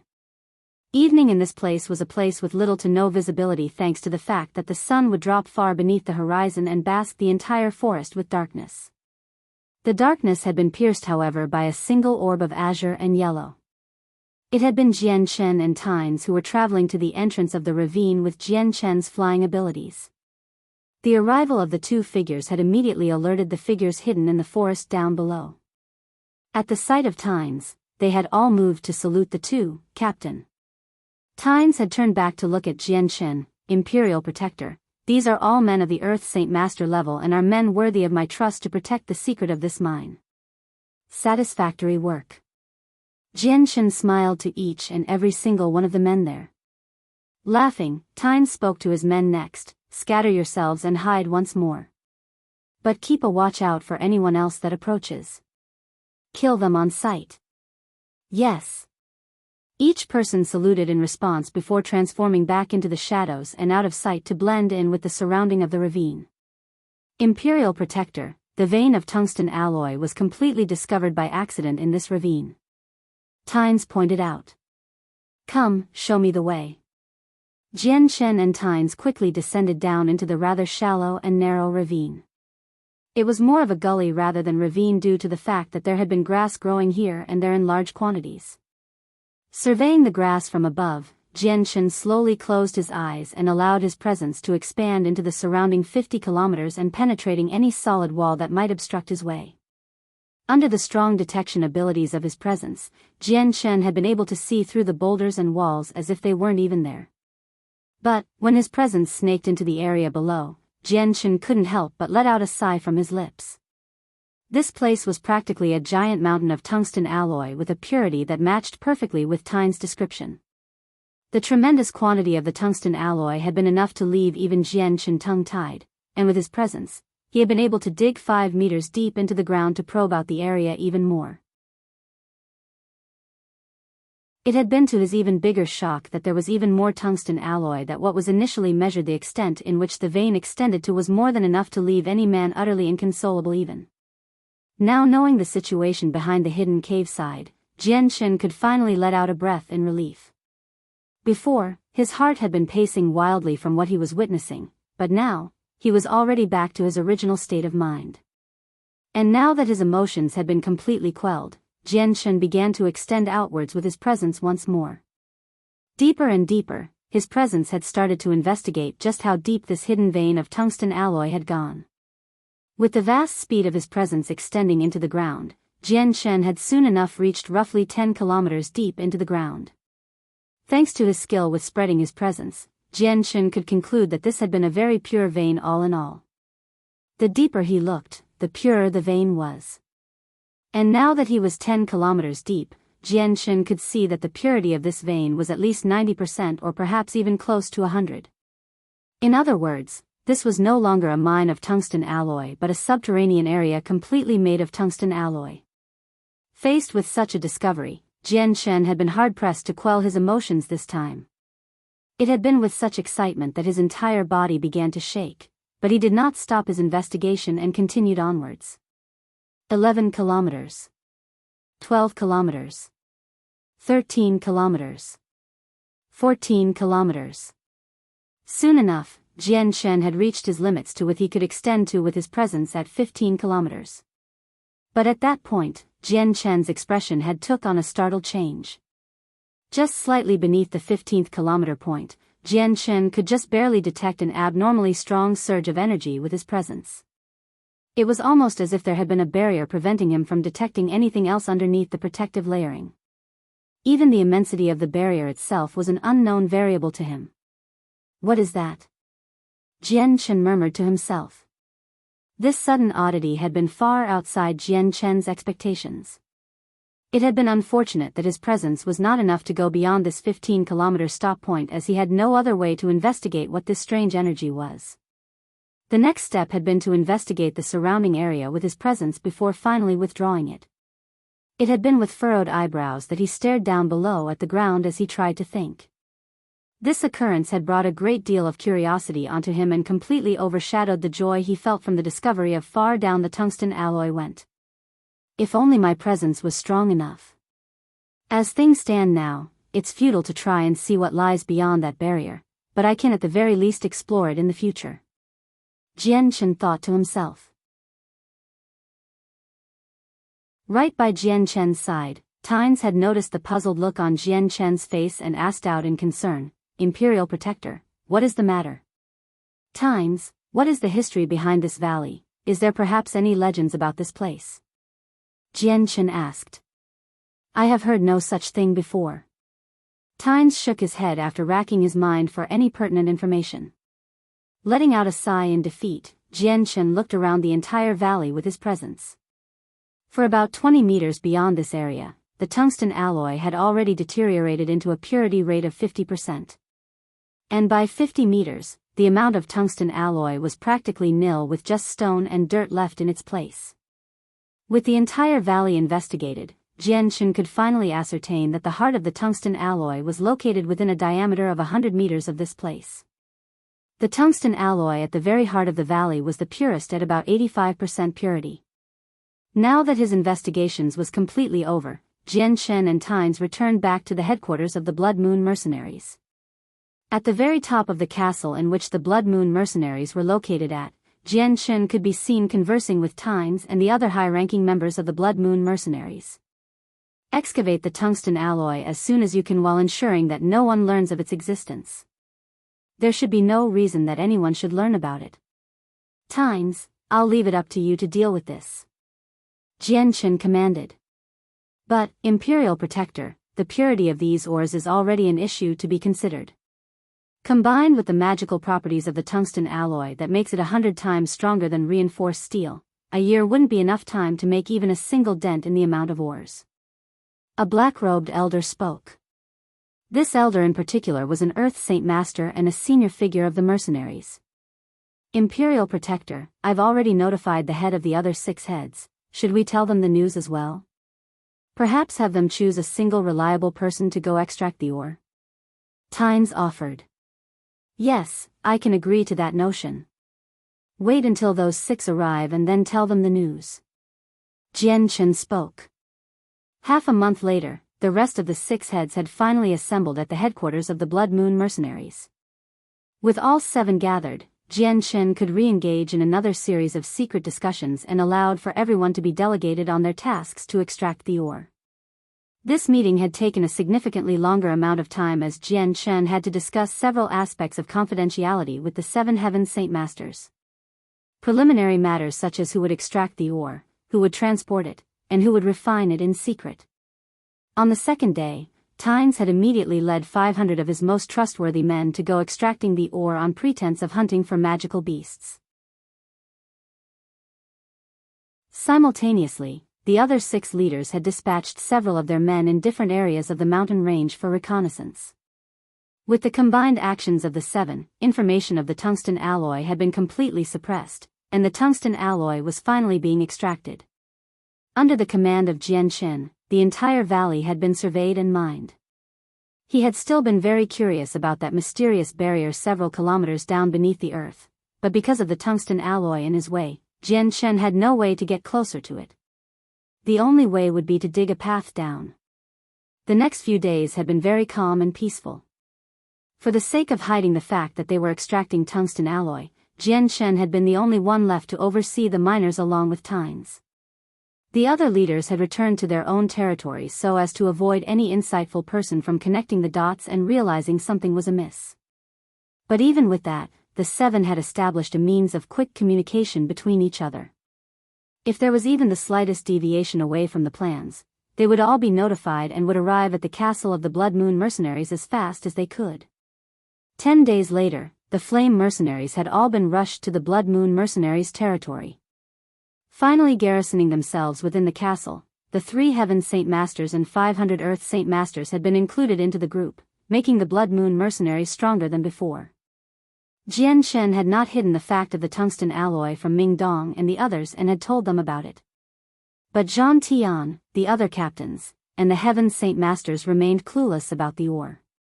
When the time came for them to understand the magnitude of the tungsten alloy, each one of them had been so shocked that their jaws dropped wide open. A tremendous deposit of tungsten alloy like this is extremely rare on the continent. Should this make its way out, there will definitely be turmoil all over the place.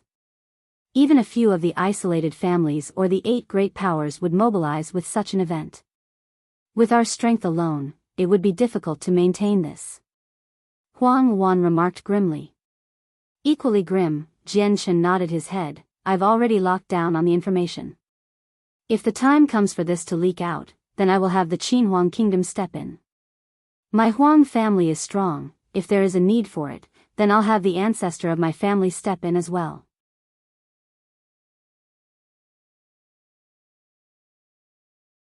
Chapter 596, Return to Mercenary City, 2. Jianshan's eyes had lit up when he heard Huanggu's suggestion. He did not know just how strong the Saint Ruler was, but if he was able to go toe-to-toe with two other Saint Rulers, then he would definitely belong to the higher echelons of the chart. In the case that a Saint Ruler did help him, then very few people would dare work against him. Wait until for the situation to arise first before we call on your ancestor to help us. Jian Chen smiled. Aside from the 4 imperial protectors from the Qinhuang kingdom, he had also the ancestor of the Huang family to help him. With those 5, Jian Chen had no desire to use them at the wrong moment. As for Ming Dong's uncle figure, Jian Chen had no delusions that he would be able to ask for his assistance. The Saint Ruler was very unwilling to complicate himself with any external affairs, and even the priceless tungsten alloy would not be enough to shake his neutrality. But there had been no leaks of the information at all in regards to the tungsten alloy. Aside from Jian Chen's group, only the 7 leaders and their men had known about it. The excavators had all their storage items confiscated during their time in the mines in order to prevent news or evidence from being spread. Even their movements had been limited to only 10 meters beyond the mines. The Flame Mercenaries had been stationed within the castle of the Blood Moon Mercenaries whilst all of this was going on. When the 7 leaders heard that it was Jian Chen himself who led the group, they had immediately announced their own desires to join the Flame Mercenaries. And now with the inclusion of those 7, the Flame Mercenaries had exploded once more in strength. The entirety of the land that had been the Heavenly Eagle Kingdom was fully engulfed by Jian Chen, and the amount of experts within the land had been plentiful. Aside from Jian Chen, there were nearly a dozen other Heaven Saint Masters included amongst the mercenaries, making the Flame Mercenaries a household name within the surrounding 100,000 kilometers. The following days had been calm in comparison to the news from above, with the tungsten alloy being extracted methodically. Every day, an abundant amount of the ore would be collected, and the key figures in the operation such as Jian Chen had been all the happier to see it. When all of the tungsten alloy is extracted, we definitely have enough to use them for our city. Ming Dong spoke with a quavering voice. If this tungsten alloy were to be used to build the city, then the defensive strength it would boast would be enough to be one of the strongest cities on the continent. Even the 7 capital cities would be equal to us. Even the normally quiet-spoken Du Gufeng had been filled with an expectant look in his eyes. We could even use the tungsten alloy to create a large amount of armor for the elite soldiers to wear. Bai Lian piped up in excitement. Everyone had been quick to suggest what they should do with the tungsten alloy. All they needed to do was wait for a definitive number of just how much tungsten alloy had been mined, and they could go ahead with their plan. In the blink of an eye, 3 months had passed for Jian Chen's stay in the Heavenly Eagle Kingdom. Nothing out of the ordinary had happened within these 3 months, and the lockdown on the tungsten alloy had been as strict as ever.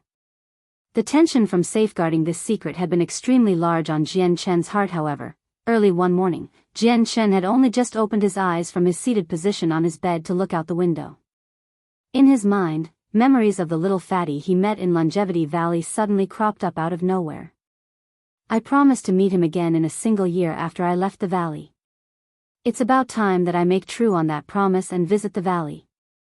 Jian Chen muttered as he stepped out from his room. In the past few months, he had remembered about that fatty several times, but because of the matters on hand, he had to put off the trip until later. But now that there was no foreseeable changes in the extraction of the tungsten alloy, he saw no need to delay the trip to Longevity Valley any longer. As soon as he walked out from his room, Jian Chen had convened with the others once more to announce that he would be leaving for a short period of time. Jian Chen, where are you going? Let me go with you. Huang Wan asked in reluctance to part away from Jian Chen again. I have an important matter to return to Mercenary City for. But I'll be home soon enough, so remain here in the meanwhile. Jian Chen shook his head to decline. A disappointed look appeared in her eyes after that. Jian Chen, go quick and return early. Yu had been equally reluctant to part with Jian Chen. Despite her reluctance, however, she knew that this trip was unavoidable for him. Nodding his head, Jian Chen spoke, if nothing happens, I should be home soon. Ming Dong walked forward to slap Jian Chen on the shoulder to speak seriously, brother, if you need to go, then we will not stop you. But you have to be careful. In the case that the Jetta clan and the Shi family see you, you must head for Mercenary City. They won't dare touch you there. Laughing, Jian replied, "Worry not. I know just how to handle that should the situation occur. But aside from their saint rulers, I should have no problem with the rest of their families." Out of nowhere, Bai Lian had cropped up around his arm. "Cousin, your little relative has a wish that I hope you can fulfill." She spoke. Seeing the coquettish actions of his younger cousin, Jian could only laugh. "Say it then. Whatever it is that you want, your cousin will make sure to accomplish it for you."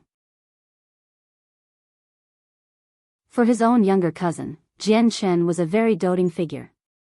Whirling her head to look at the little tiger on Jian shoulder, she spoke with a mischievous smile. "Could you leave behind Xiao Bai? I want to play with it." The tiger was a very intelligent creature and had understood exactly what Bai Lian was asking for.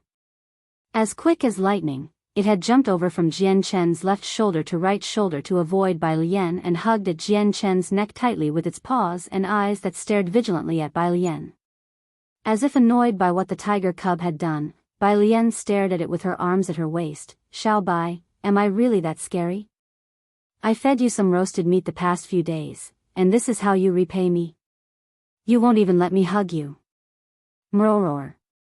Xiao Bai had let loose a mournful sound that not everyone had understood. But its paws had only gripped around Jian neck even tiger, meaning that it was very reluctant to split with Jian. "Forget it, Bai Lian. Xiao Bai may as well be Jian shadow. You'd have a better chance climbing the ladder into the heavens than to separate Xiao Bai from Jian." Yu giggled. "Bai Lian, this is a request that I can't help you with. I am not one to force Xiao Bai to do what it doesn't want." Jian smiled apologetically. Forget it then." Bai Lian glared balefully at Xiao Bai in disappointment. With Xiao Bai on his shoulders still, Jian bade farewell to the rest of the group and left. He had originally wanted to leave Xiao Bai here instead of carrying it over with him, since he would have to pass Mercenary City to reach Longevity Valley. It was a trip that did not guarantee security, but the tiger cub had been completely deaf to any words Jian had said to it. Unable to convince the tiger cub, he could only allow for the cub to go with him. It had been extraordinarily good weather today. The sun was shining bright and not a single cloud could be seen, leaving the sky a boundless canvas of azure. Flying 1,000 meters high into the sky, Jian headed straight for the Dazhou Kingdom so that he could use their space gate to reach Mercenary City. Because of the growth that the tiger cub went through, its sense of smell had improved by several degrees as well. Every so often when Jian flew over a forest, it would just barely be able to sniff out the heavenly resources hidden throughout the verdant plants. Some had been over 1,000 years old in age and shocked even Jian. It had been as Rum Guinness had said, the tiger cub would gain the ability to search and find heavenly resources with its own strength. It took several days for Jian to arrive at the frontier of the Dazhou Kingdom, but as soon as he hit that line, Jian came to a stop mid-flight. Thinking for a bit longer, he immediately flew off in a different direction than before. Just several hours after he had changed directions, Jian had left the Dazhou Kingdom and arrived at the bordering kingdom of the Wuxia Kingdom. Heading within its borders, Jian flew straight for the first-class city, Wuxia City.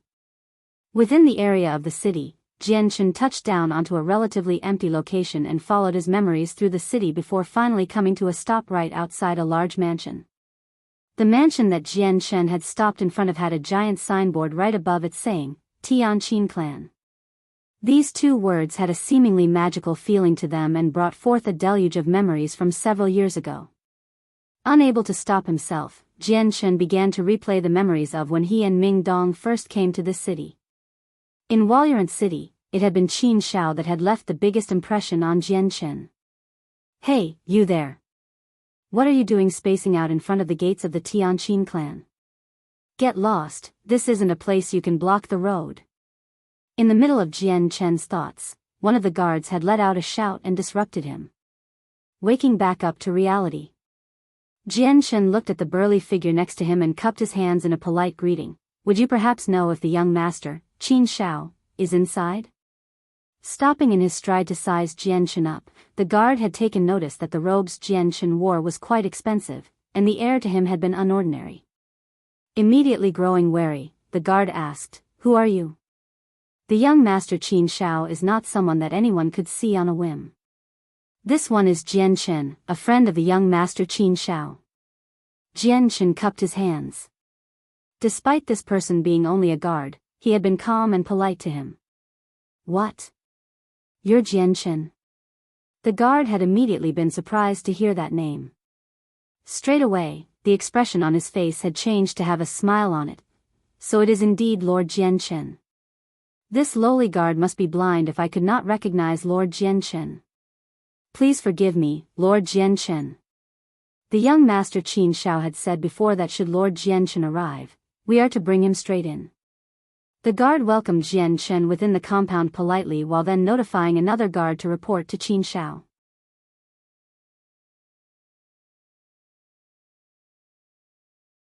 Chapter 597, Return to Mercenary City, 3, received once more into the Tianqin clan. Jian Chen had been once more honored into the compound just like with his last arrival here. Even the head and the senior figures of the clan had made their way over to the halls to greet Jian Chen. Jian Chen was after all, the king of mercenaries, and a figure that the Tianqin clan would not dare bear arrogance with. Even as he was being warmly received, Jian Chen had finally met up with Qin Shao once more. Years may have gone past, but there had been no significant changes in Qin Shao, whether it was in personality or body.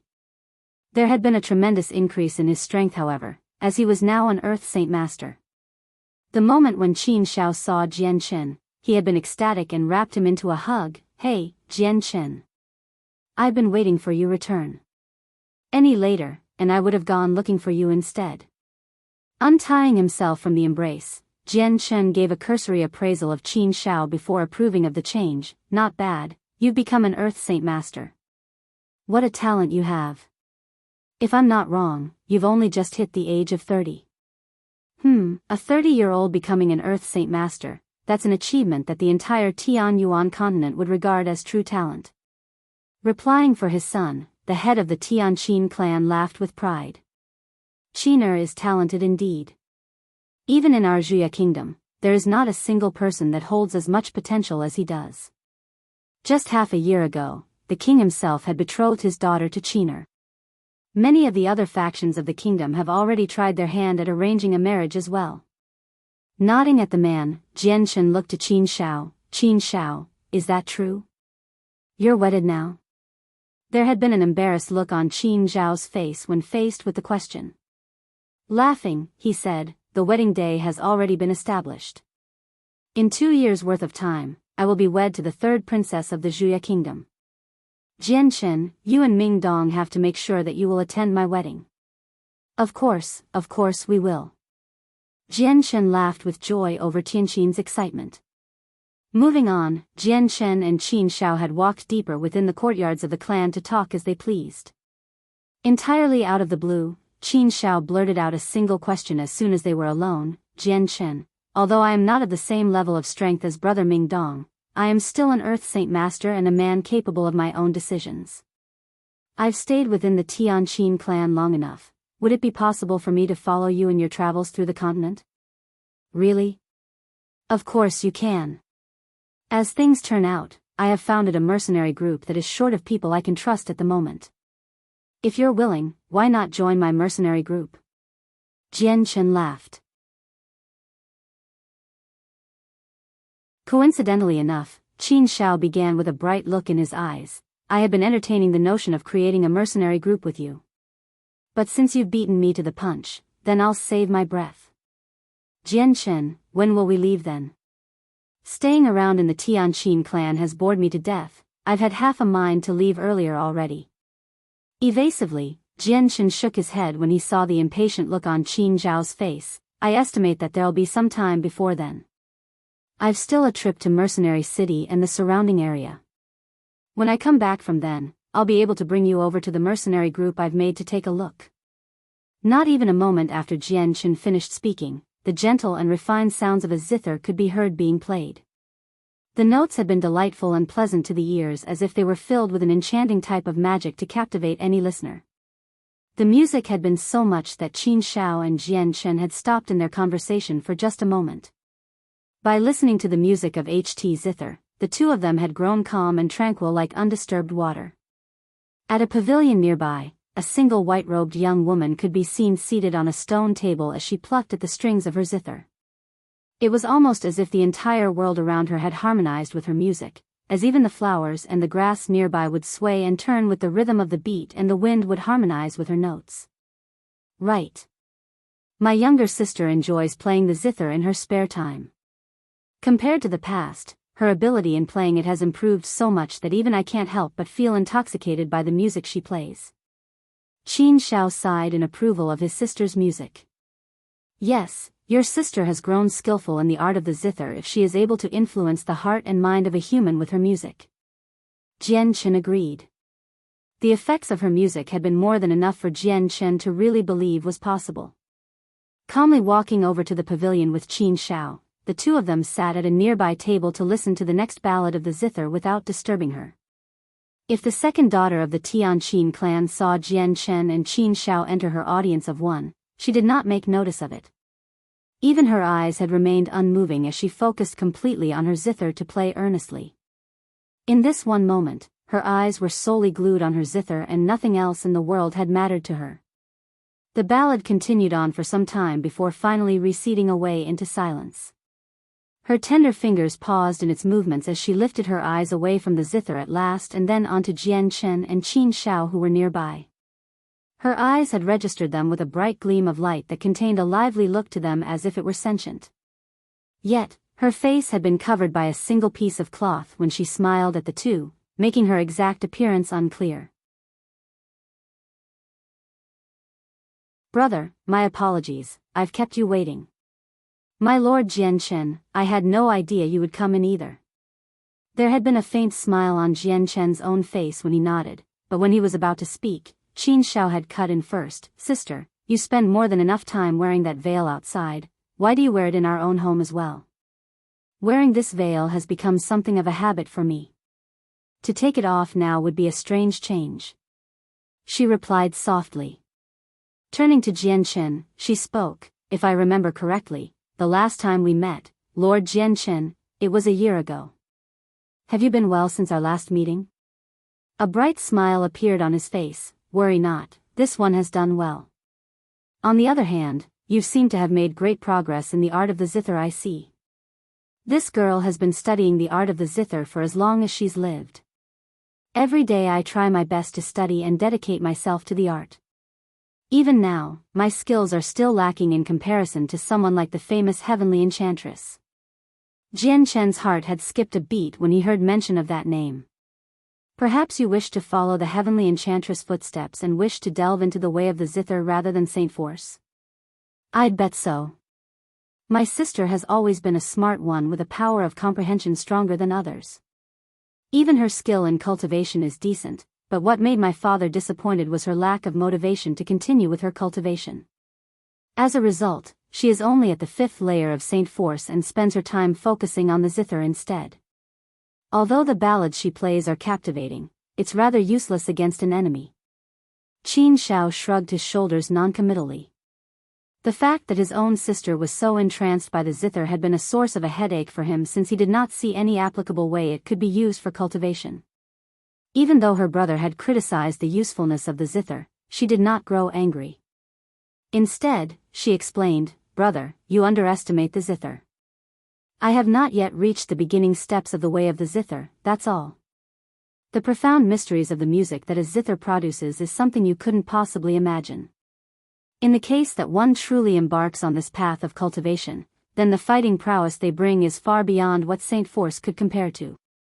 Aside from the heavenly enchantress, I have never heard of anyone else using the music of a zither as a way of cultivation. Sister, you don't have any guidance nor teachings on how to embark on this path. To try and find this path by yourself is difficult, why not just cultivate with Saint Force instead? Qin Shao pleaded. But she had shaken her head in response, this is what I plan to do with my life. I will use all of my energy to accomplish my goal, and even if there lies nothing at the end of my path, I will not regret it. Qin Shao, if your sister is so set on this path, then let her walk the path she chooses. Although the music your sister plays is far below what is needed to fully captivate the soul of a person, it has reached a point of maturity in its own right. As long as she continues to practice and study, your sister will grow and learn. She will definitely reach the way of the zither she talks of. Qin Shao could only sigh in response to Jian Chen's words. In his mind, he really couldn't approve of the arduous path his sister set for herself. Thank your Lord Jian Chen for your encouragement. My name is Qin. Please feel free to call me so in the future rather than sister of Qin Shao, my lord. She smiled. But behind the veil, the smile had been hard to distinguish. Qin. Jian Chen spoke to herself, so your name was that? It is a delightful sounding name that suits a lady like yourself. The lively light in Qin's eyes danced as she looked at Jian Chen and nodded. Without another word, her eyes went back to the old-looking zither on the table and her fingers moved to caress the strings of it once more to induce a melodious sound. Looking at the zither, Jian Chen hesitated for a moment. Miss Qin, this one has once had the pleasure of meeting the heavenly enchantress in Mercenary City before. In the future, should I meet her again, this one will ask to see if she will impart any guidance onto you. Qin's eyes had lit up at the sound of that. Then I will be in your care, my lord, to ask for the heavenly enchantress to be my master. That alone has been the greatest desire of mine since young. Jian Chen had not remained in the Tianqin clan long after that. Talking briefly with Qin Shao and Qin for a moment longer, he finally left the clan after a small discussion with Qin Shao about the next thing he had to accomplish. Leaving behind Walorant City, Jian Chen flew back towards the Dazhou Kingdom once more. Afterwards, it had been an uneventful trip as Jian Chen finally crossed over into the Dazhou Kingdom and into the palace where he had the king welcome him in. There had been no obstructions for Jian Chen to use the space gate to travel hundreds of thousands of kilometers to reappear on the other side in the forests near Mercenary City. Confirming his own position on a map, Jian Chen rose into the air and shot off away into the skies towards the city. He had planned on entering Mercenary City to not only buy several things for Elder Shou, but he had also hoped that there would be anything else worthy of his notice in the city.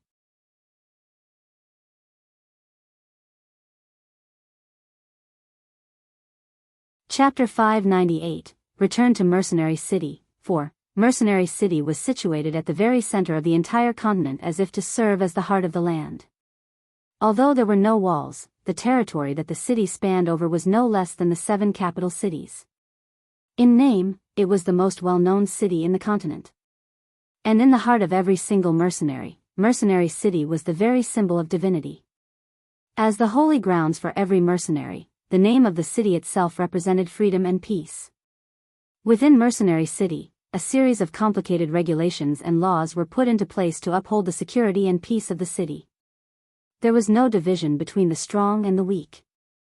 Even if it was a heaven saint master, their status was no different than from the common villager. Everywhere else on the continent, the law of the jungle reigned supreme. But here, that law was non-existent. Fighting was prohibited within the area of the city, and the very moment any single person entered the city, even the strongest wouldn't be able to use their strength without fearing the consequences. This prohibition had thus led to many people referring to Mercenary City as the safest asylum to live in.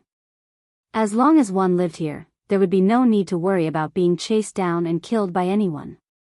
In the course of history, there had been plenty of people that disregarded this law and broke it. But each and every single one of these lawbreakers had been killed without mercy, even the Heaven Saint Masters. Coincidentally, there had never been a case of murder that happened within the city. The only thing that could serve to establish your status within the city was money. With money, one would be able to live a life that even a prince would envy. Without money, one would have to live on the streets, even finding food would prove to be a challenge. With the tiger cub in hand, Jian Chen flew across the skies at a steady pace. From afar, a series of large buildings could be seen stretching into the skies. From above, Jian Chen could just barely see the transparent barrier that surrounded the entirety of the city. His eyes carefully studied the barrier with curiosity. He had only been to Mercenary City once before, but even that had only given him a small portion of information when it came to the city. He knew of several things such as the fact that it was forbidden to fight within the city, and that the barrier that spanned across the sky had to do with that prohibition. Because of the fact that Mercenary City had no walls, a series of roads and streets intersected one another throughout the entire area. With roads leading in and out of the place, mercenaries could travel through the city along with their carts in numerous amounts. Despite the fact that there were no guards stationed anywhere, none of these mercenaries had acted as unruly as they might be out in the wildlands of the continent. No matter where they were in the city, they acted nice and polite. Touching down onto the ground several kilometers away from the barrier, Jian walked the rest of the way. Without a care for the nearly transparent barrier, he walked through and into Mercenary City. As soon as he entered the city, Jian bought a Class 3 magical beast for him to ride throughout the city. Combined with the fact that Mercenary City was large and that Jian was prohibited from flying, Jian would have to ride a magical beast mount if he wished to get to his destination swiftly.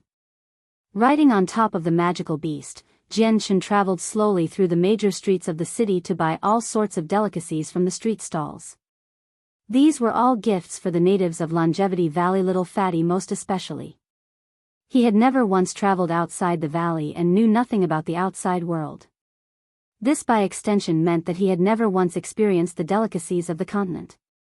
For half the day, Jian walked through the streets. Using the money saved in his space ring, Jian had gone on a wild shopping spree and had managed to fill up 5 whole space belts before he had been satisfied. Hopping onto his mount, Jian then rode straight for the drugstores.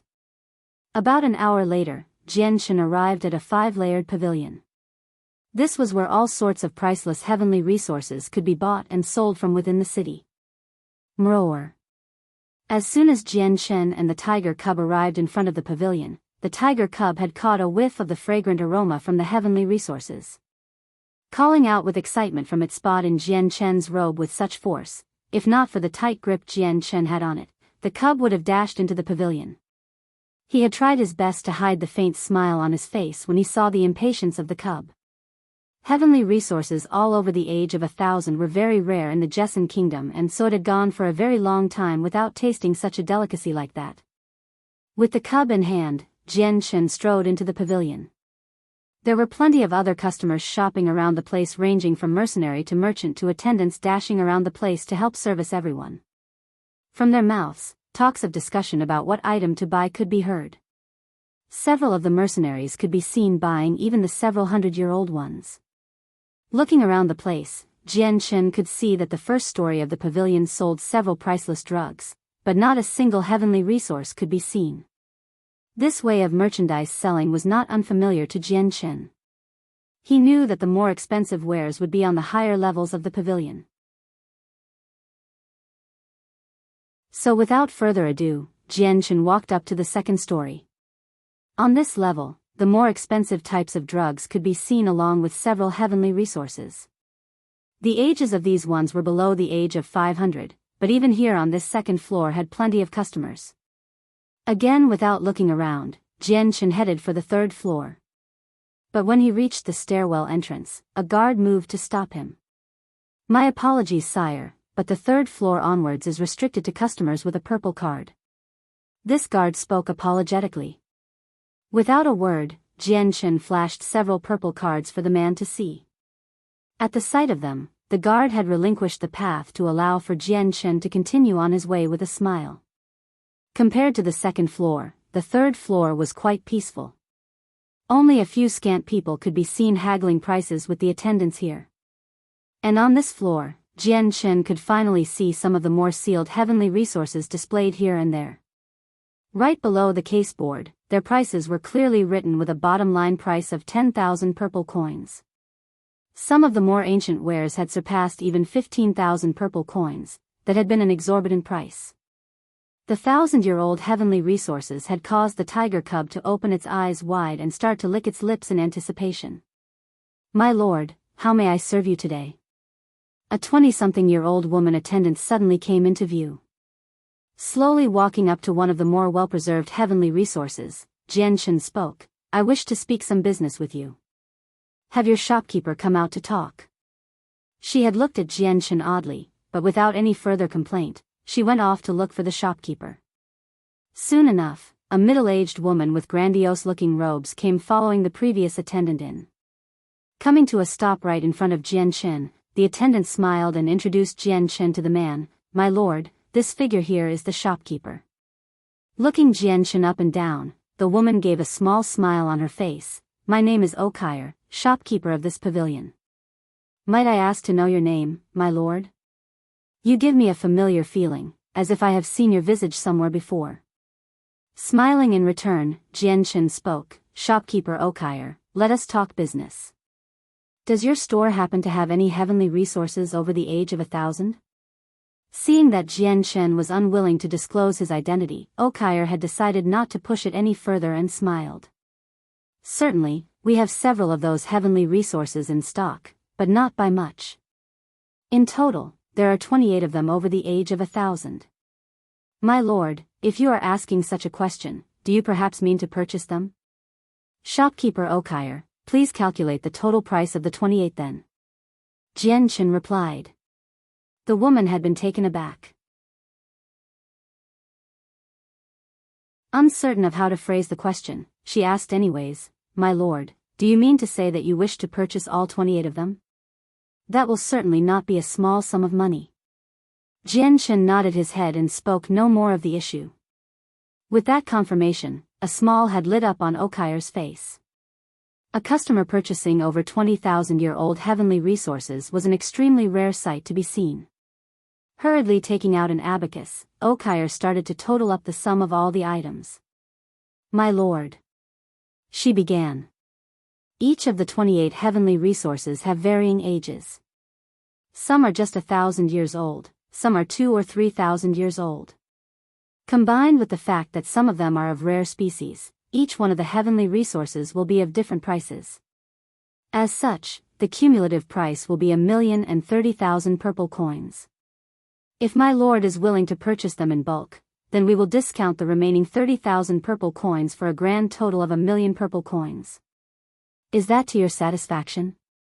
"Correct. Then the 28 heavenly resources will be bought for 1,000,000 purple coins." Jian Chen handed a purple card over to Okire. He knew somewhat of the pricing of heavenly resources, and so even though the ages of the heavenly resources were all different, Jian Chen knew that the price given to him had been a very fair one. In the smaller cities, heavenly resources such as these would be priced for far higher. Taking the purple card into her trembling hands, Okire spoke. "Should my lord ever come to my pavilion for any future 1,000-year-old heavenly resources, this servant here will be sure to give a favorable price." With a small hum to himself, Jian Chen spoke. "Shopkeeper Okire, would you perhaps have any heavenly resources over the age of 10,000? "What? Heavenly resources above the age of 10,000? Okire had been astounded. Regarding Jian Chen with a stupefied look, she answered, "My lord, how could heavenly resources of that age possibly be that easy to find? 10,000-year-old heavenly resources are something that the entire Tianyuan continent can only stumble upon once in a while. Not only are they impossible to find in markets, each time one appeared, they are worth countless of purple coins. They are something that could allow people to become anew and are known to many as ingredients to immortality. Many of the experts standing at the zenith of the continent would use such things to extend their lifespans even. Perhaps shopkeeper Okire knows of a place where such heavenly resources could be purchased at."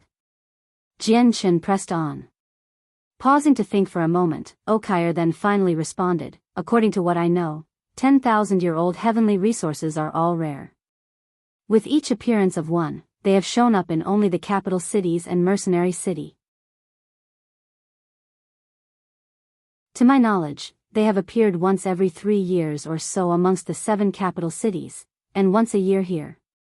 A tremendous auction house always follows 2 days after its announcement, so if my lord is still in need of one, then your best luck would be at the auction house."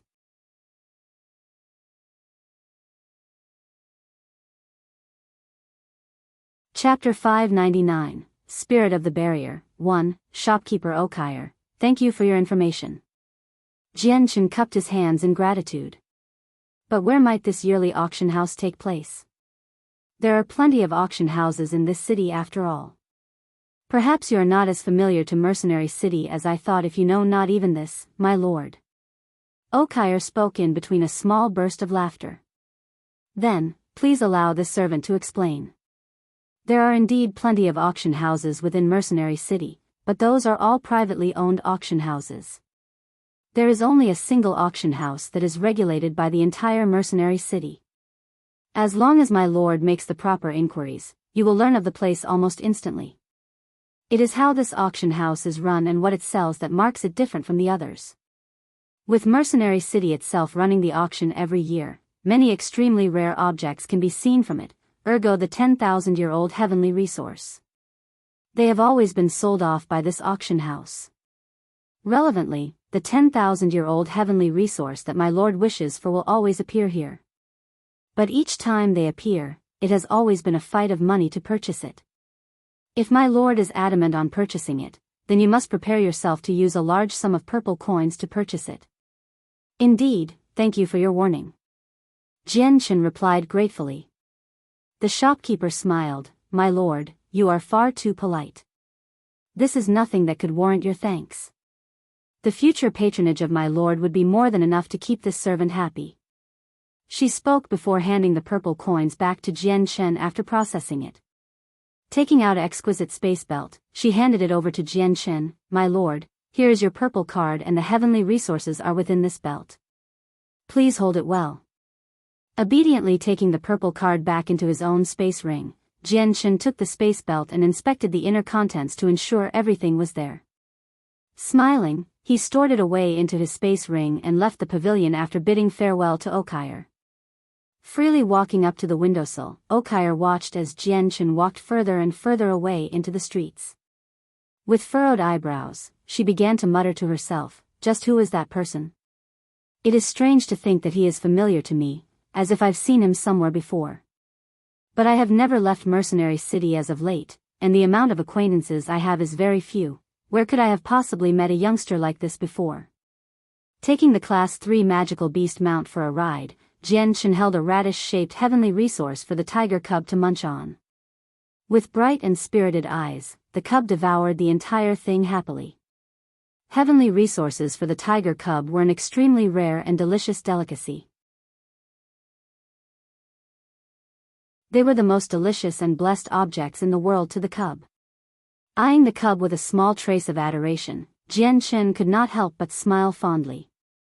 In the short period of time the cub had been in Jian Chen's care, it had managed to worm its way into his heart, so to see the tiger cub so happy had made him feel equivalently happy. By asking the people of the city, Jian Chen had managed to find out the auction house Okire had been talking about. At the center of Mercenary City, this auction house was extremely large and stood at about 30 meters tall. Grand and impressive in its architecture even in comparison to the mighty city it was in, this auction house was very distinguishable, like the head of a beast out in the open plains. Right as Jian Chen was about to take another step, Ziying's voice suddenly popped into his mind. Ah! Master! This is stardust. Master, we found some stardust. Repeating Ziying's words, Qingsua spoke up excitedly, Master, quickly now. Take the stardust with you, that is a priceless item needed to forge the sword. Ignited by the words of Ziying and Qingsua, Jian Chen could feel a joyous smile appear on his lips. He knew that in order to craft the azulate swords, he would need a specific amount of materials. And as long as he had those materials, he would be one step closer to forging the said swords. Excited by the two spirits, Jian Chen began to question the two, Ziying, Qingsua, where is this stardust located? He had no idea what stardust looked like, and so if it were not for the two spirits, he would simply never be able to distinguish it from the entire city. Right away, a strange but mysterious sensation began to pull at his mind as he spoke. In this moment, he could feel a strange attraction, as if some sort of magical connection was drawing him to a very specific location. When Jian Chen's eyes hovered over the auction house run by Mercenary City in front of him, a response from within his head could be felt. With this sensation, he could more or less surmise a general approximation that the stardust would be located within this auction house. Master, you must take the stardust. As long as stardust is added to the swords when being forged, the quality of the blade will go up to a completely different level. It is far away from being a weapon for a god, it can still be considered an ultimate magic weapon. The excited voice of Qingsuo reverberated through Jian Chen's mind. Stardust is a material used for weapons of the immortal level. I never would have imagined that they would appear even here. Master, no matter what the cost, you must obtain them. Ziying spoke urgently. It would appear that stardust was an extremely important item to it. Seeing just how much Ziying and Qingsuo was putting emphasis on the stardust, Jian Chen could feel himself growing serious. His eyes fixated themselves onto the auction house and immediately dismounted from his magical beast mount to enter. This stardust might have been in the auction house, but the actual house had not yet started any of their auctions and was thus unavailable to the audience. It would be at least another 2 days before it would start, perhaps the stardust would appear then. Afterwards, Jian Chen had spent the rest of his time walking the streets. Going from one drugstore to another, he purchased another 50 or so thousand-year-old heavenly resources and spent well over 2 million purple coins. The stab in his wallet had not been a stab to his heart, however.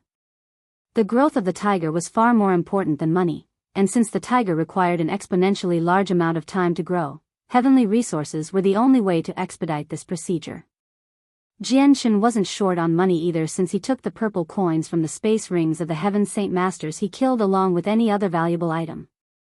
There was still the money from the treasuries of both the Pingyang Kingdom and the Heavenly Eagle Kingdom that he had not yet exhausted, along with the monster cores. These alone were enough to make Jian Chen into a mobile treasury with the raw amount of value he had on him. It was only until dusk that Jian Chen finally stopped his window shopping spree through the streets and settled in one of the inns to wait for the auction 2 days from now. There would undoubtedly be heavenly resources over the age of several thousand years old at this auction house, as well as the stardust needed to forge the azulate swords. This meant that the upcoming auction event would definitely be an event that Jian Chen couldn't afford to miss. In the same vein, this meant that Jian Chen would have to delay his trip to Longevity Valley for another 2 days. Later that evening in his own grand room, Jian Chen sat on top of his bed in the midst of concentration. He had wanted to try his best to come to understand the energy of the world along with the piece of a saint-tier battle skill to become a saint ruler as soon as possible. By his side, the tiger cub wolfed down 3 heavenly resources and quickly fell into a deep slumber to process it into energy. The candle wick within the room had long since gone out, leaving the entire room in pitch-black darkness. Even if one's hand were in front of one's face, the fingers would not be visible at all. But in this darkness, the room was exceptionally quiet, so that even a needle could be heard if it were dropped onto the ground. In the skies above Mercenary City, the gigantic barrier that had spanned across the entire city pulsated once. Shortly afterwards, a single girl's voice could just barely be heard from the skies. This is Master's scent. But, didn't Master leave this world already? Why do I smell his scent then? Did Master return then? This clear voice had been clear in the dark skies over the city, but even with the peacefully quiet city, the sound did not travel far. Yes, this is Master's scent. But it's faint. Very faint. Did Master really return? The clear voice reverberated through the skies. From the voice, however, the tint of excitement could be heard. Soon enough, the wave of excitement sped into the city and caused everyone to feel slightly odd, but no one could pinpoint the reason why. I've found it. It's here. Master's scent is definitely coming from here. Master has to have returned. This must be his way of testing me. How good my nose is. No matter how faint Master's scent is, I will definitely always be able to find it. The voice spoke, this time closer to the city. It had already traveled to the inn Jian Chen was in and phased into the building. From within his room, Jian Chen's ear twitched slightly and caused his eyes to open suddenly. At the same time, 2 bolts of light flew out from his eyes and illuminated the candlewick in the room to light up the room. Jian Chen's eyes swept across the room vigilantly. The darkness was not a problem to him since he could see everything clearly. Who's speaking? Jian Chen asked seriously. He had heard that clear voice earlier, but his presence had told him no one was around at all, causing him to be extra vigilant. Even if Mercenary City was extremely safe, he could not afford to drop his guard. It's faint. Very faint. Master Scent is here. This time, the strange voice could be heard originating from the same room Jian Chen was in. It had been extremely clear to hear, but no matter how much Jian Chen looked around, he could not see just what human or ghost was speaking.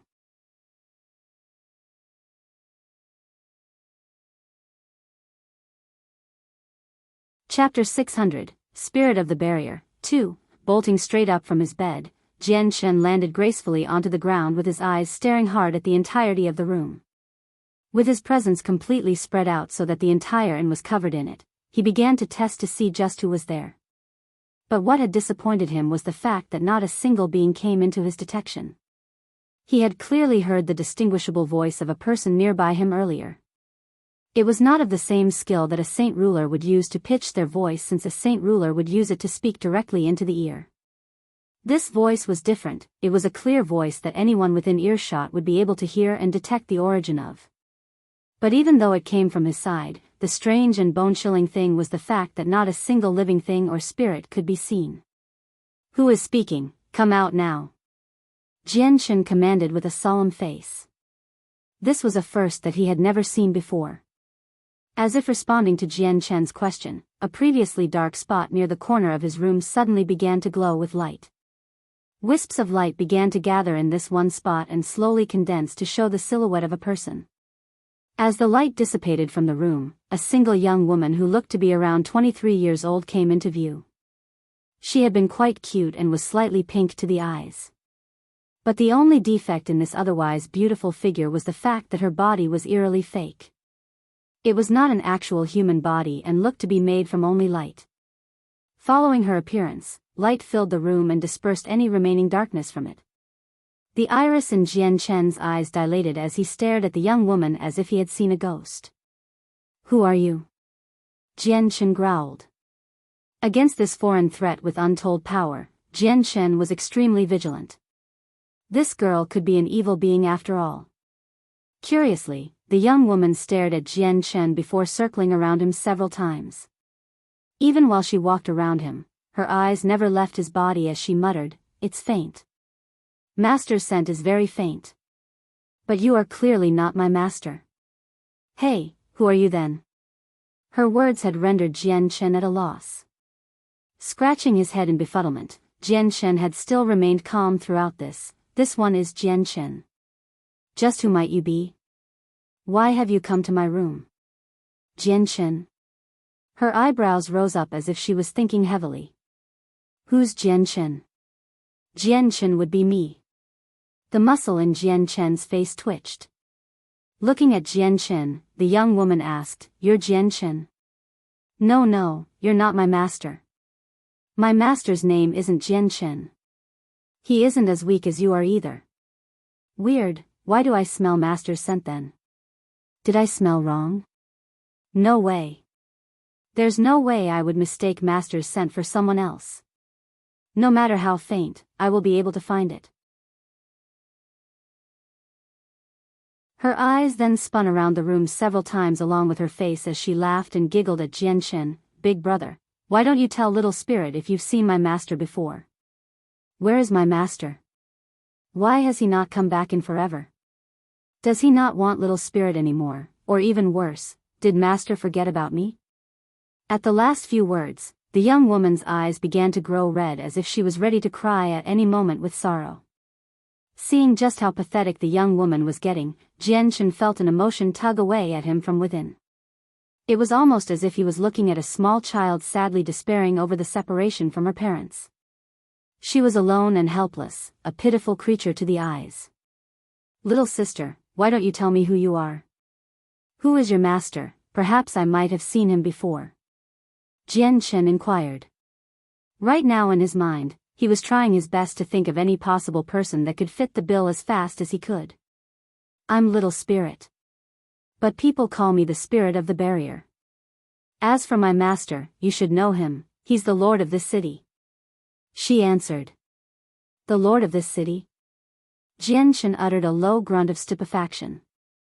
It came to mind that the lord of this city was a divine figure, and when the thought came to mind, Jian Chen's face immediately slackened. "What did you say? Your master is the lord of Mercenary City?" That's right. Mercenary City is ruled by my master. Big brother, so you do know my master. Tell me where my master is, okay? Big brother, I'm begging you. Her face had lit up when Jian Chen had answered her. But then it quickly turned into a look of pleading and pity as she began to beg him. A breath of surprise escaped from Jian Chen's lips as he stared dumbfoundedly at this 20-something-year-old woman in front of him. The Lord of Mercenary City, that title had only one person in its history, and that person would be the strongest of the Tian Yuan continent, Mo Tianyun. This girl that was right in front of him, her master, was actually the one hailed as the strongest of the continent, Mo Tianyun. That realization had been like a clap of thunder to his ears. A considerable amount of time had passed before Jian Chen had finally regained his wits. Still staring rather shocked at the girl, he just had to ask once more, "Little sister, did I hear you correctly?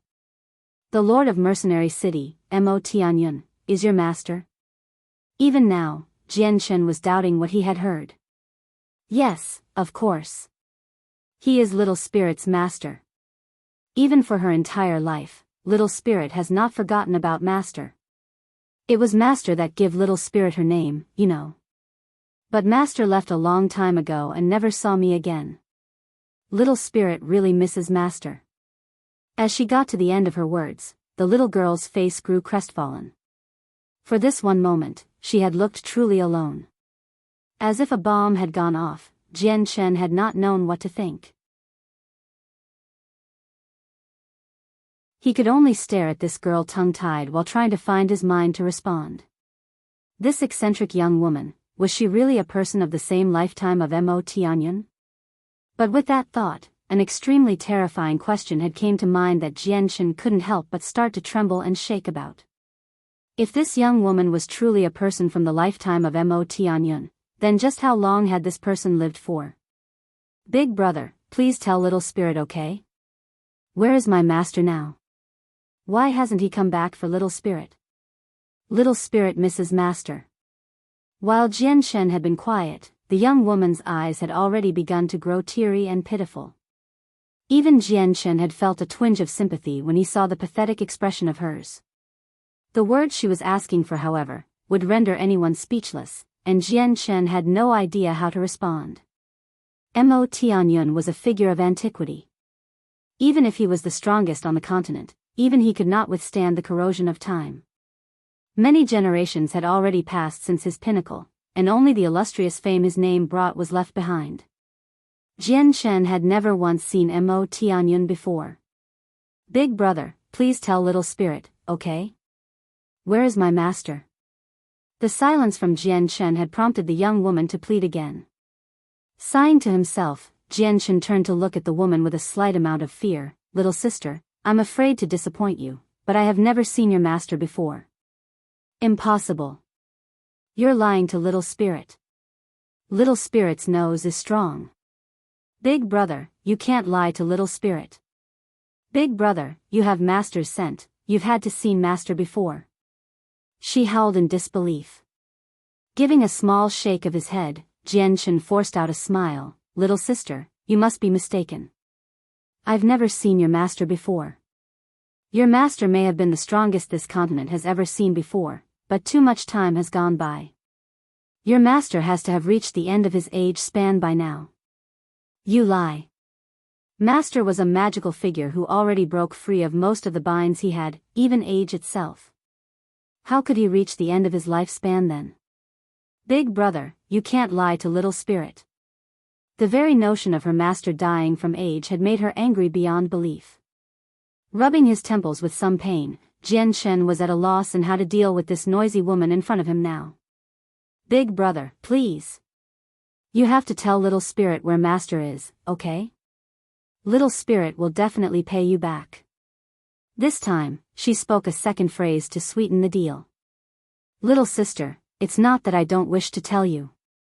It's that I've never seen your master before in truth. Jian Chen spoke helplessly. As if worried now, the young woman began to howl and cry, but. You've clearly master's scent. Even if it's faint, Little Spirit can smell it. Brother, you've have to have seen master before. Is there? Jianshan carefully looked at his own clothes in strange suspicion. This woman in front of him was adamant that he had the scent of Mo Tianyun, but he was absolutely convinced that he had never even seen him before. Then, a sudden thought came to Jianshan. Little sister, perhaps I have something that your master left behind. That may be why you sense your master's scent. Is that really it? Big brother, have you really not seen my master before? The young woman's face grew incredulous. I vow that I, Jianshan, have never seen your master before. Jianshan could no longer bear her questioning, and so in order to absolve him from any future questions, he had to pledge in such a manner. Dazed, the young woman stood transfixed to her spot to stare earnestly at Jianshan to try and confirm for herself. After a standoff for what had felt like an eternity, she finally let out a cry of sorrow. Master, where in the world have you gone? Do you no longer want Little Spirit anymore? Little Spirit has missed you so much. Master, where are you? She cried out bitterly. As she cried, her body continued to convulse with shudders, and just slowly, Jianshan could see her body start to fade before finally disappearing and plunging the entire room back into darkness. Wah! Master, where did you go? You have to come back to find Little Spirit. Little Spirit wants to see you so much. The darkness of the night had continued to convey the grieved crying sounds of the young woman for some distance before finally waning off into silence. Jianshan had felt influenced by her tears and grew uneasy as he tried to figure out the reason why she had appeared to him in the first place. Rekindling the light once more, Jianshan opened the window covers to look out into the sky. As of right now, it was roughly an hour past midnight, meaning that it was now one of the quietest moments in the city, and so the crying of the young woman would not be heard by many, if any. Shutting the windows once more, Jianshan sat back onto his bed to take out the space ring containing the 3 fist-sized patches of white animal skin to give it a good look. It would be only these 3 objects that Jianshan knew not the history of, and where they originated from. He had once thought that these 3 patches of animal skin would somehow lead to a hint of the saint ruler who oversaw the destruction of the Bai family in the past. Perhaps Mo Tianyun left these 3 patches before in the past. Jianshan thought.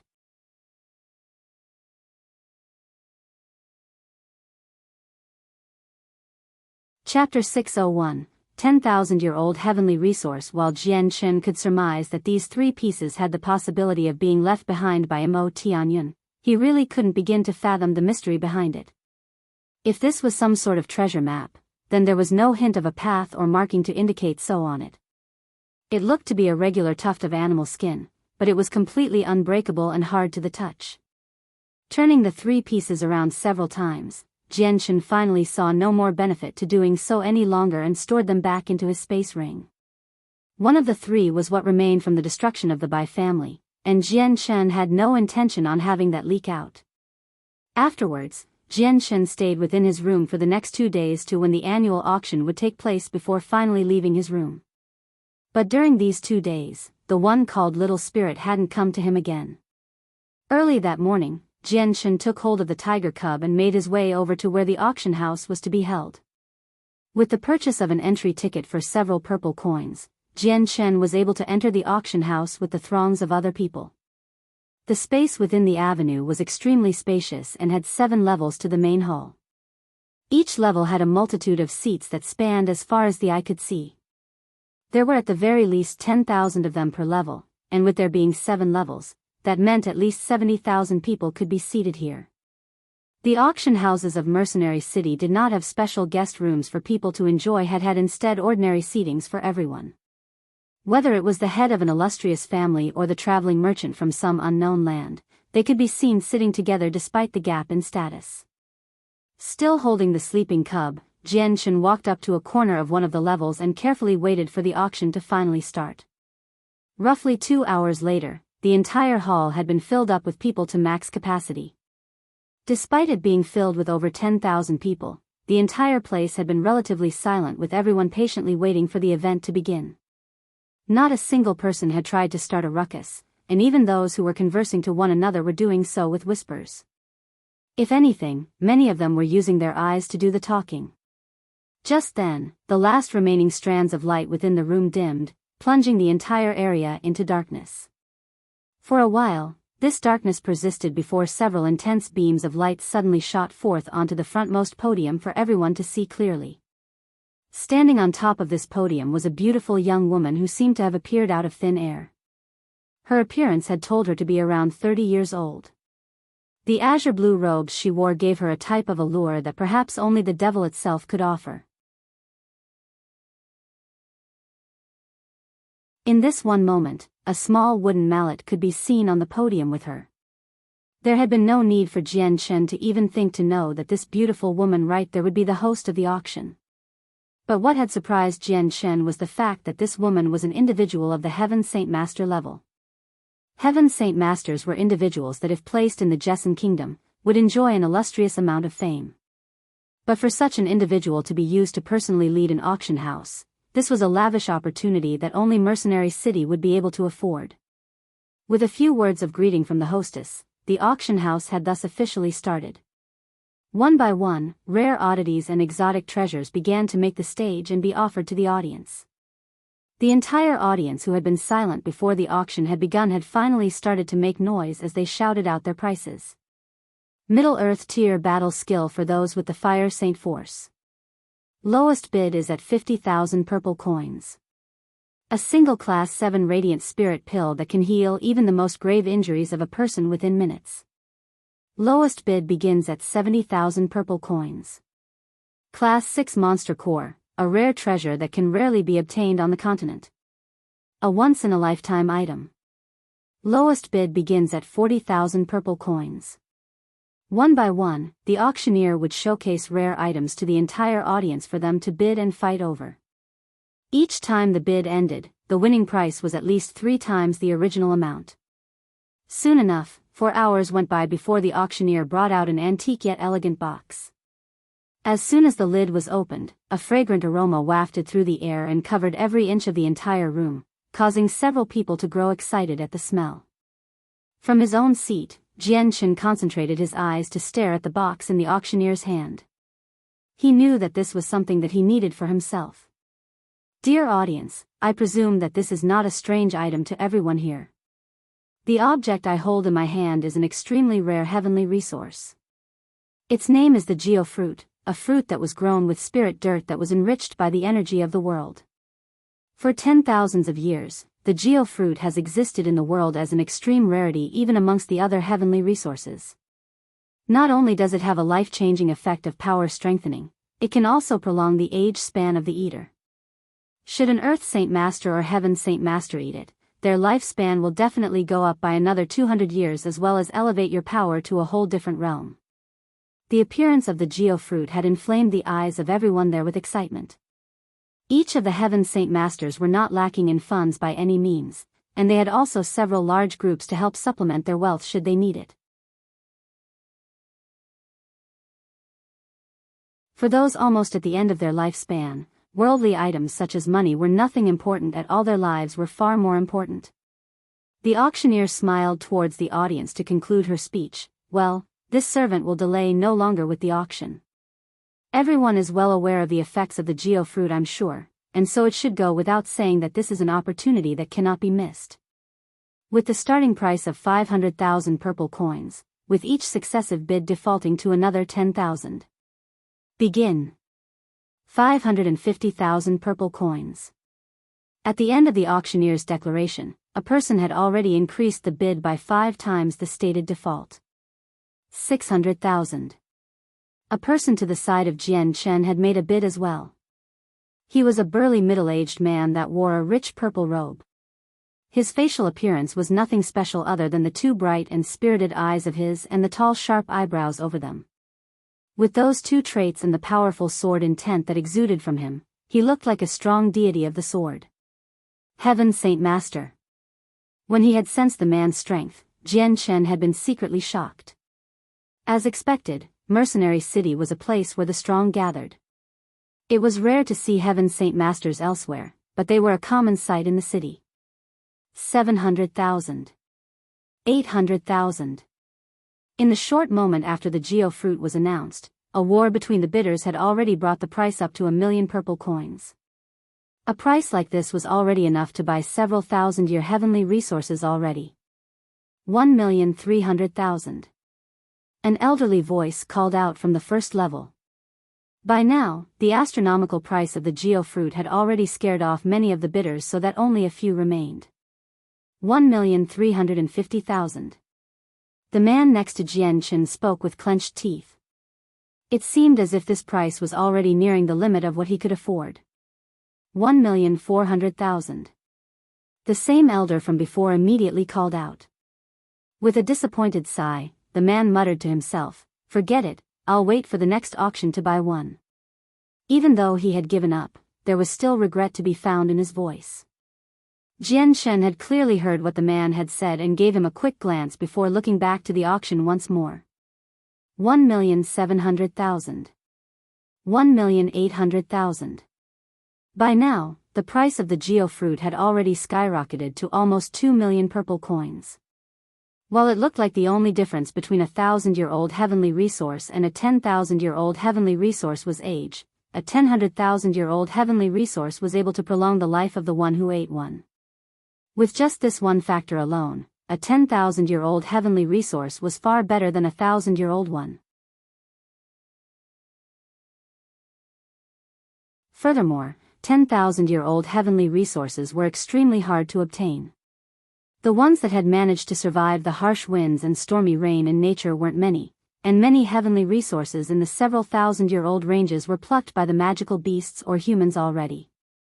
Thus, raising heavenly resources to an ancient age like that was an extremely hard task. 2,800,000. At last did Jian Chen break his silence to offer a bid of his own that beat the previous bid by a whooping million. He knew that plenty of people were fighting desperately for the Biyao fruit, so in order to deter the others from bidding, he would have to bid an even higher amount. This time, the auction house grew silent. 2,800,000. That was a sky-high price that would wash out the rest of the bidders. Even the middle-aged man right next to Jian Chen had stared strangely at him. Chuckling, he spoke, "Brother, you are quite bold if you're willing to spend so much money for the Biyao fruit. I presume you'll be giving it to an elder of yours?" With a silent smile, Jian Chen shook his head. Laughing openly, the man replied, "I was mistaken it seems." "Then, is it for your own use, brother?" A 10,000-year-old heavenly resource gives a considerable amount of power to the eater. A great Saint Master can become an Earth Saint Master guaranteed with the help of one. One doesn't even have to worry about the risk of becoming a cripple during that threshold either. Jian Chen's eyes had lit up straight away when he heard those words from the man. Cupping his hands, he spoke, "Brother, is what you just said true? Can a great Saint Master really become an Earth Saint Master with this?" "Of course. This isn't a secret by any means. Brother, if you don't believe me, then feel free to ask any other man the same question. But because of the immense rarity of a 10,000-year-old heavenly resource, not a single household would be willing to waste such a treasure on a single great Saint Master." The man spoke. 3 million. Just then, another offer was given. 3,500,000. Jian Chen did not hesitate to increase the price again. For the sake of his younger cousin, he would take this heavenly resource with all his power.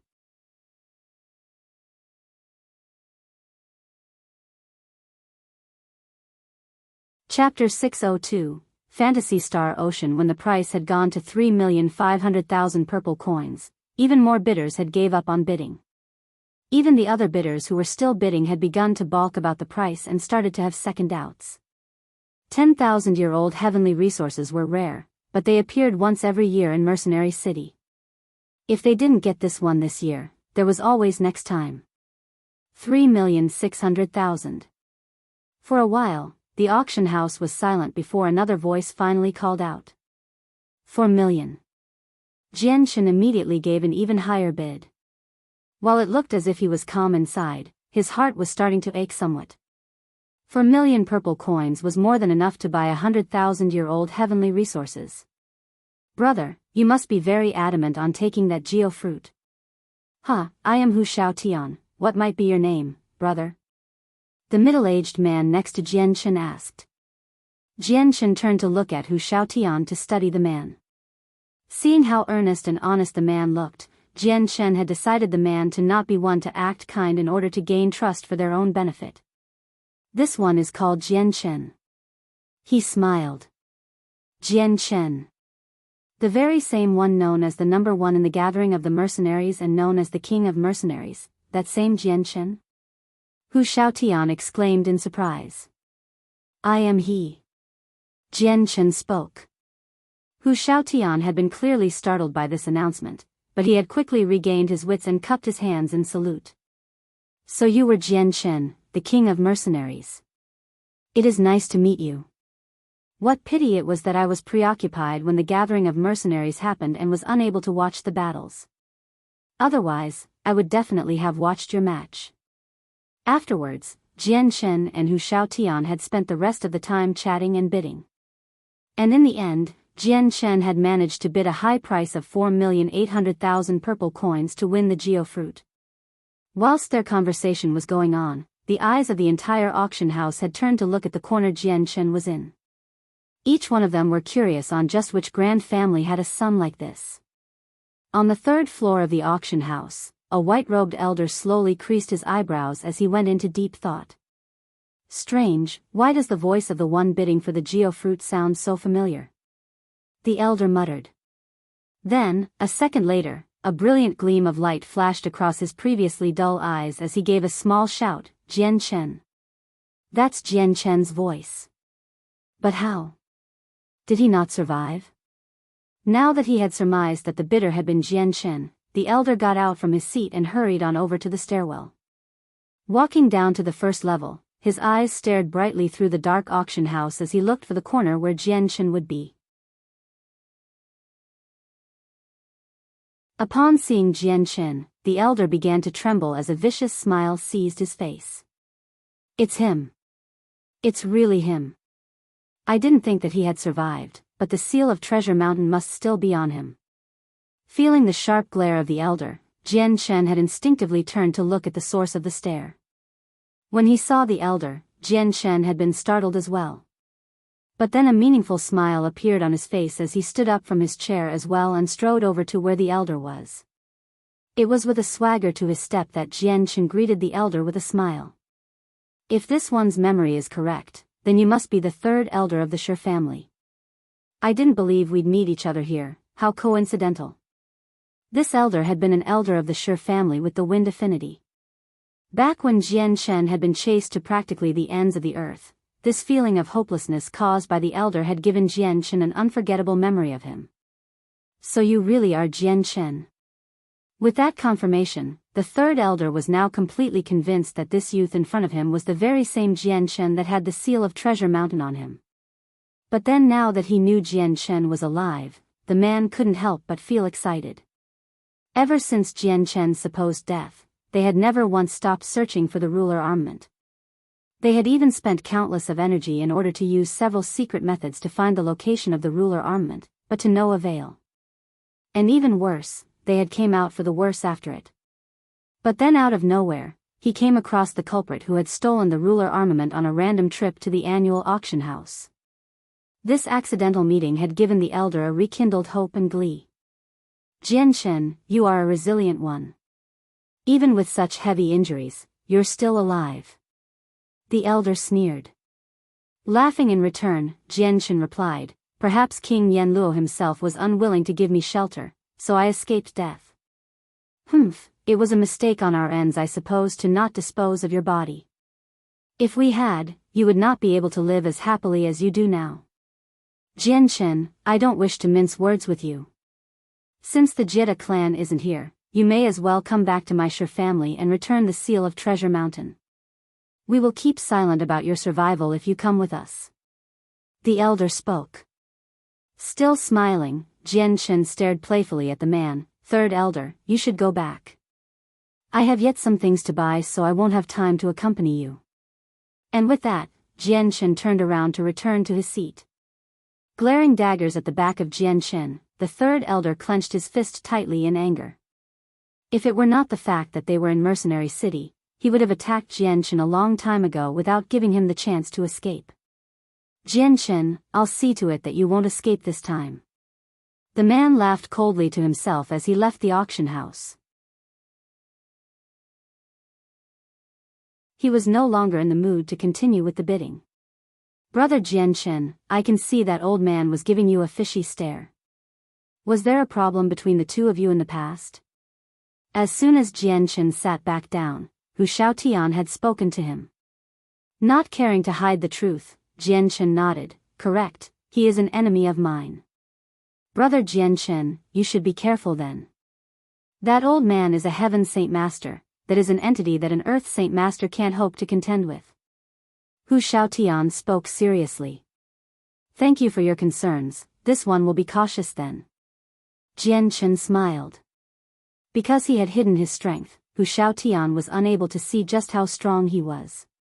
But brother Jianchen, you shouldn't worry too much. If you ever come across an enemy, then you only just need to run to Mercenary City. Not a single person would dare to act out in Mercenary City, even Heaven Saint Masters are no exception to this. It's hard to come across a saint ruler as an enemy as well, but even they won't cause strife in the city. Hu Xiaotian spoke. Jianchen's heart had skipped a beat when he heard that. Even saint rulers wouldn't dare fight? Is Mercenary City truly that terrifying? Far more than you could possibly believe. Hu Xiaotian's face had taken on a serious tone. Holding a hand out to point at the sky, he spoke, Little brother, you've seen the barrier of Mercenary City for yourself, I'm sure. Let me tell you, this barrier has existed for countless of years already, from when Mo Tianyun himself placed the barrier down. Protecting Mercenary City through the ages in silence, it has struck down any single person that dared to fight or injure another within its boundaries. The more offensive offenders had been killed. That is how terrifying it is. I see. Jianchen remarked. And so the auction had gone on for another hour with plenty of strange but rare goods were bought. Some time after, the auctioneer had soon brought out a small glass bottle that was about the size of one's fist. Inside, there was a small and faint glow that seemed to resemble the dazzling light of a star. If one were to look carefully, then they would be able to see that within this bottle, there were a multitude of small particles of sand moving about just slightly. Each particle had let out a light that resembled starlight itself. And from afar, it looked as if the bottle contained the starry skies from up above, each light resembling an individual star from the universe. Holding the bottle up above her head for everyone to see, the auctioneer started, Audience, please allow me to introduce our next treasure to be sold. The item I hold in my hand will most likely be a first for everyone to see here. That is because this item is from one of the death zones of the Tian Yuan continent, Fantasy Star Ocean. What? Fantasy Star Ocean? I've heard that aside from the Death's Nest, Fantasy Star Ocean is the most terrifying death zone. Even Cross Mountains isn't as terrifying compared to it. A Heaven Saint Master stands no chance there, and even a saint ruler would find their deaths at hand there. Who would have known that this would be an object from such a place? It has to be something that some saint ruler brought back with him. But what use is there for it? If it's from Fantasy Star Ocean, then there has to be some sort of use for it. Like the rock that would cause 1,000 ripples in a pond, the entire audience had begun to buzz with noise the moment they heard where the item came from. Each one of them were extremely interested in what the auctioneer was holding and begun to take curiosity in the bottle. Looking seriously at the bottle himself, Jianchen knew that this was the item that the two spirits had told him about. It was one of the extremely high-quality materials, stardust. This is stardust. But it's only a small amount. If we wish to forge the azulate swords, then we'd need at least several kilogram worth of stardust. Ziying spoke with disappointment within Jianchen's mind. But those words had done no small amount of shock to Jianchen, who remarked, What? Forging the azulate swords would require that much stardust? Yes, the more stardust, the better until we hit the limit itself. The amount of stardust here might be small, but it is good to hear that this Fantasy Star Ocean has plenty more of it. Master, you must go to that place and gather even more of it. Ziying spoke. Jianchen couldn't help but feel a grimace overcome his face. He hadn't known how dangerous this Fantasy Star Ocean was before, but just hearing the others talk about it had given him a preliminary idea on the dangers. A heaven saint master was destined to die if they entered, and even a saint ruler would most likely fall to their death. That much was enough to tell him that he wouldn't even be able to take a step there.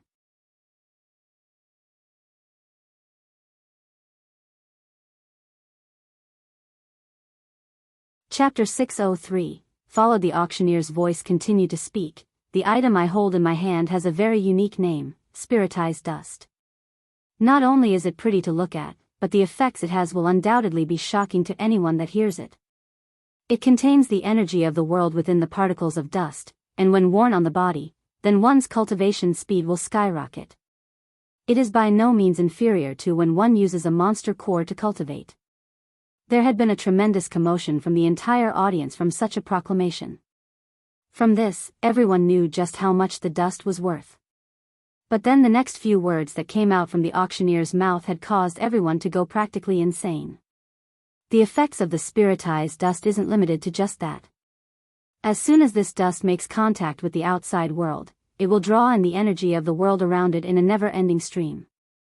If placed around one's home, then that home would become rich with such energy and transform the area into a holy ground for cultivation. Everyone, please take a moment to think about the great benefits of such an item. With this, what worries would your families have? The fires in everyone's eyes had practically ignited to full blaze with that. To them, this spiritized dust had an effect that many times better than what some 10,000-year-old heavenly resource geofruit could do. They could, after all, make their homes into a powerful place of cultivation.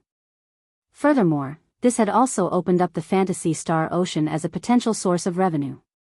Unfortunately, because of the difficulty of the location itself, obtaining spiritized dust was nearly impossible and put an end to mass exportation of the dust. So in this one moment alone, everyone had made up their minds to get the spiritized dust no matter what the cost. For the sake of the growth of their families, this was a crucial item. Let us start the bid for the spiritized dust at 3 million purple coins. Each bid will increase the price by another 10,000. If anyone has interest in the spiritized dust, then this is an opportunity that cannot be missed. This spiritized dust is an absolute must. The auctioneer smiled. Afterwards, another Herculean battle had taken place as everyone began to shout their prices one after another. Rising in price at an astronomical rate, the spiritized dust was already well over 10 million purple coins within a few moments. Jian Shen had been seated in his corner in silence without ever making a bid for himself. Since he knew that he now needed a tremendous amount of this stardust, there was no point in fighting for this small amount. It would do him no good to obtain such a minuscule amount for the major price. It would appear that I must go to Fantasy Star Ocean in order to obtain enough stardust in order to smelt the azulate swords. Jian Shen thought to himself. For an hour, the stardust had been fought for by the entire audience before finally being bought out by a mysterious buyer on the second floor for a high price of 80 million purple coins. A sum like that was far more than enough to buy an entire nation. And now that the auction house had finally finished all of its items, the event had ended and Jian Shen left the hall. By this time, the outside sky was already growing dark. Hu Xiaotian walked up to Jian Shen's side and looked up at the sky with him. Somehow, an entire day has passed without me knowing it. Brother Jian Shen, which inn might you be staying at? My inn is the one known as the Sweet Fate Inn on the Westward Street. Sire Hu Xiaotian, it's getting late, so I'll be heading back first to rest. And so, I'll be taking my leave here. Jian Shen cupped his hands to bid farewell to him before turning around to leave. One moment. As things turn out, I haven't an inn to stay in myself. Would it be possible for Brother Jian Shen to take me there? Hu Xiaotian laughed as he caught up to Jian Shen to walk by his side. Ah, Brother Jian Shen, you've gone to the Holy Lands within Mercenary City, I remember. That's a place where even saint rulers dream of going to. Would it perhaps be possible to divulge just what bizarre or fantastic things can be found in there? Hu Xiaotian asked in passing. There are many fantastic things to be found in there, but what truly interests the saint rulers are the saint-tier battle skills. Jian Shen had spoken honestly to Hu Xiaotian. Mercenary City was a strong place to be in, and there was no need for him to hide or worry about the secret at all. It was something that he believed all saint rulers already knew and wasn't a secret at all. As I thought, I figured that there would be one of the saint-tier battle skills they mentioned of in legend. But I didn't expect that these battle skills would be so powerful to destroy even the heavens themselves. Only saint rulers are said to be able to start learning these ones due to the difficulty of comprehension. Each one of those who understands how to use a saint-tier battle skill works, however, are all saint kings without exception. Or so I've heard. Hu Xiaotian remarked. Jian Shen had looked strangely at Hu Xiaotian before smiling. It seems Sire Hu Xiaotian is quite knowledgeable about these matters if you know about them to such an extent. But Hu Xiaotian had chuckled in response. It is common knowledge, nothing more. As long as you travel the continent long enough, then things like this slowly come to you. The two had traveled for some time before they finally arrived back at the inn. Jian Shen had only just walked into his own room and closed the door behind when he walked on over to the window and opened the boards. Looking outside, Jian Shen's eyes slowly traveled to where a giant building was a little away in the distance. On the roof, a single white-robed elder could be seen sitting on it while staring at Jian Shen with gleaming eyes. It was the third elder of the Shi family. When he saw the elder, Jian Shen couldn't help but feel a small smile crawl onto his face. From the very moment he had left the auction house, the third elder had been stalking him from behind. But this time, the elder had been cautious and stuck close to Jian Shen in order to avoid losing him again. Third elder, are you not feeling tired? Jian Shen smiled playfully at the elder. With eyes that could leave a smoldering spot, the elder gave a level stare at Jian Shen. Jian Shen, I advise you to return the ruler armament. You cannot escape this time, or do you plan to live your entire life within the confines of Mercenary City? Jian Shen had said nothing this time and had instead closed the boards to his windows. Sitting on his bed, Jian Shen began to think of the very next step in what to do. Should he kill the elder straight away to head Longevity Valley, or should he wait for the saint ruler of the Shi family to come so that he could have Elder Xiao in Longevity Valley take care of him? The only vexation that had crossed his mind, however, was the fact that he didn't know just how strong the saint ruler of the Shi family was. He didn't know whether or not Elder Xiao would be able to handle the saint ruler either. After going into consideration for a long period of time, Jian Shen had finally reached a verdict on what to do next before finally settling into a state of meditation to recover his strength. Early next morning, Jian Shen had bid farewell to Hu Xiaotian before leaving for the outsides of the city with the sleeping tiger cub. Not too long after he left Mercenary City, Jian Shen continued for another 10 kilometers before stopping. Turning to look at the third elder who had been stalking him, Jian Shen smiled. Third elder, the barrier to Mercenary City stops here. Did you not wish to steal the ruler armament from me? How do you plan on doing that now?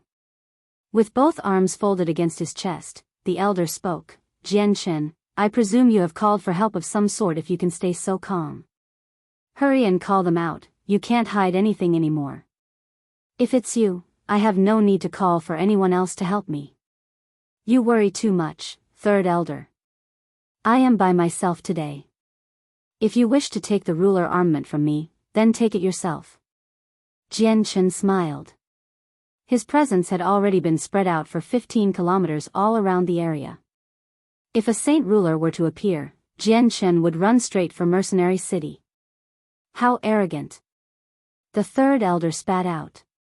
Looking at the open area around him, the man spoke out, everyone, come out and let us take the 2 ruler armaments from him. The elder had remembered that Jian Shen held the Duanyun's sword from the Jita clan as well. With his finishing sentence, 4 70-year-old elders suddenly came out from the skies in each cardinal direction around Jian Shen so as to trap him in. But Jian Shen had not been disturbed by their appearances at all. Thanks to his presence, Jian Shen had been fully aware of their existences. From the moment he had been in the city to now, there had been no way that someone could hide from him. No matter what they used, they were as visible to him as if it were normal. There had been a faint azure-colored sword in the third elder's hand as he glowered at Jian Shen. I'll give you one last chance. Will you or will you not return the ruler armament? At the same time, the other 4 men brandished their own saint weapons. With 5 Heaven Saint Masters against him, Jian Shen didn't dare be lazy either and resolved to use the origin energy of the sword spirits. A beam of azure and violet light immediately shot forth from his right palm and formed a single blade. The 3rd elder had thought back to the last time he had fought Jian Shen to death when he saw the origin energy. The look on his face solidified as he grew serious. 4th elder, be careful. Jian Shen isn't as simple as he looks on the surface. 3rd elder, worry not. The 4 of us all know of what happened to the Kai brothers. We won't be following them into the afterlife today. One of the elder laughed confidently. Afterwards, a surge of yellow-brown energy flowed forth from his body to form a protective layering over him like armor. With this armor for protection, the elder's confidence had been bolstered as well and immediately flew off towards Jian Shen to strike. You're tuning in to the Biyao's Wuxia Chronicles YouTube channel. Don't forget to subscribe and join us on this journey to catch the most captivating stories.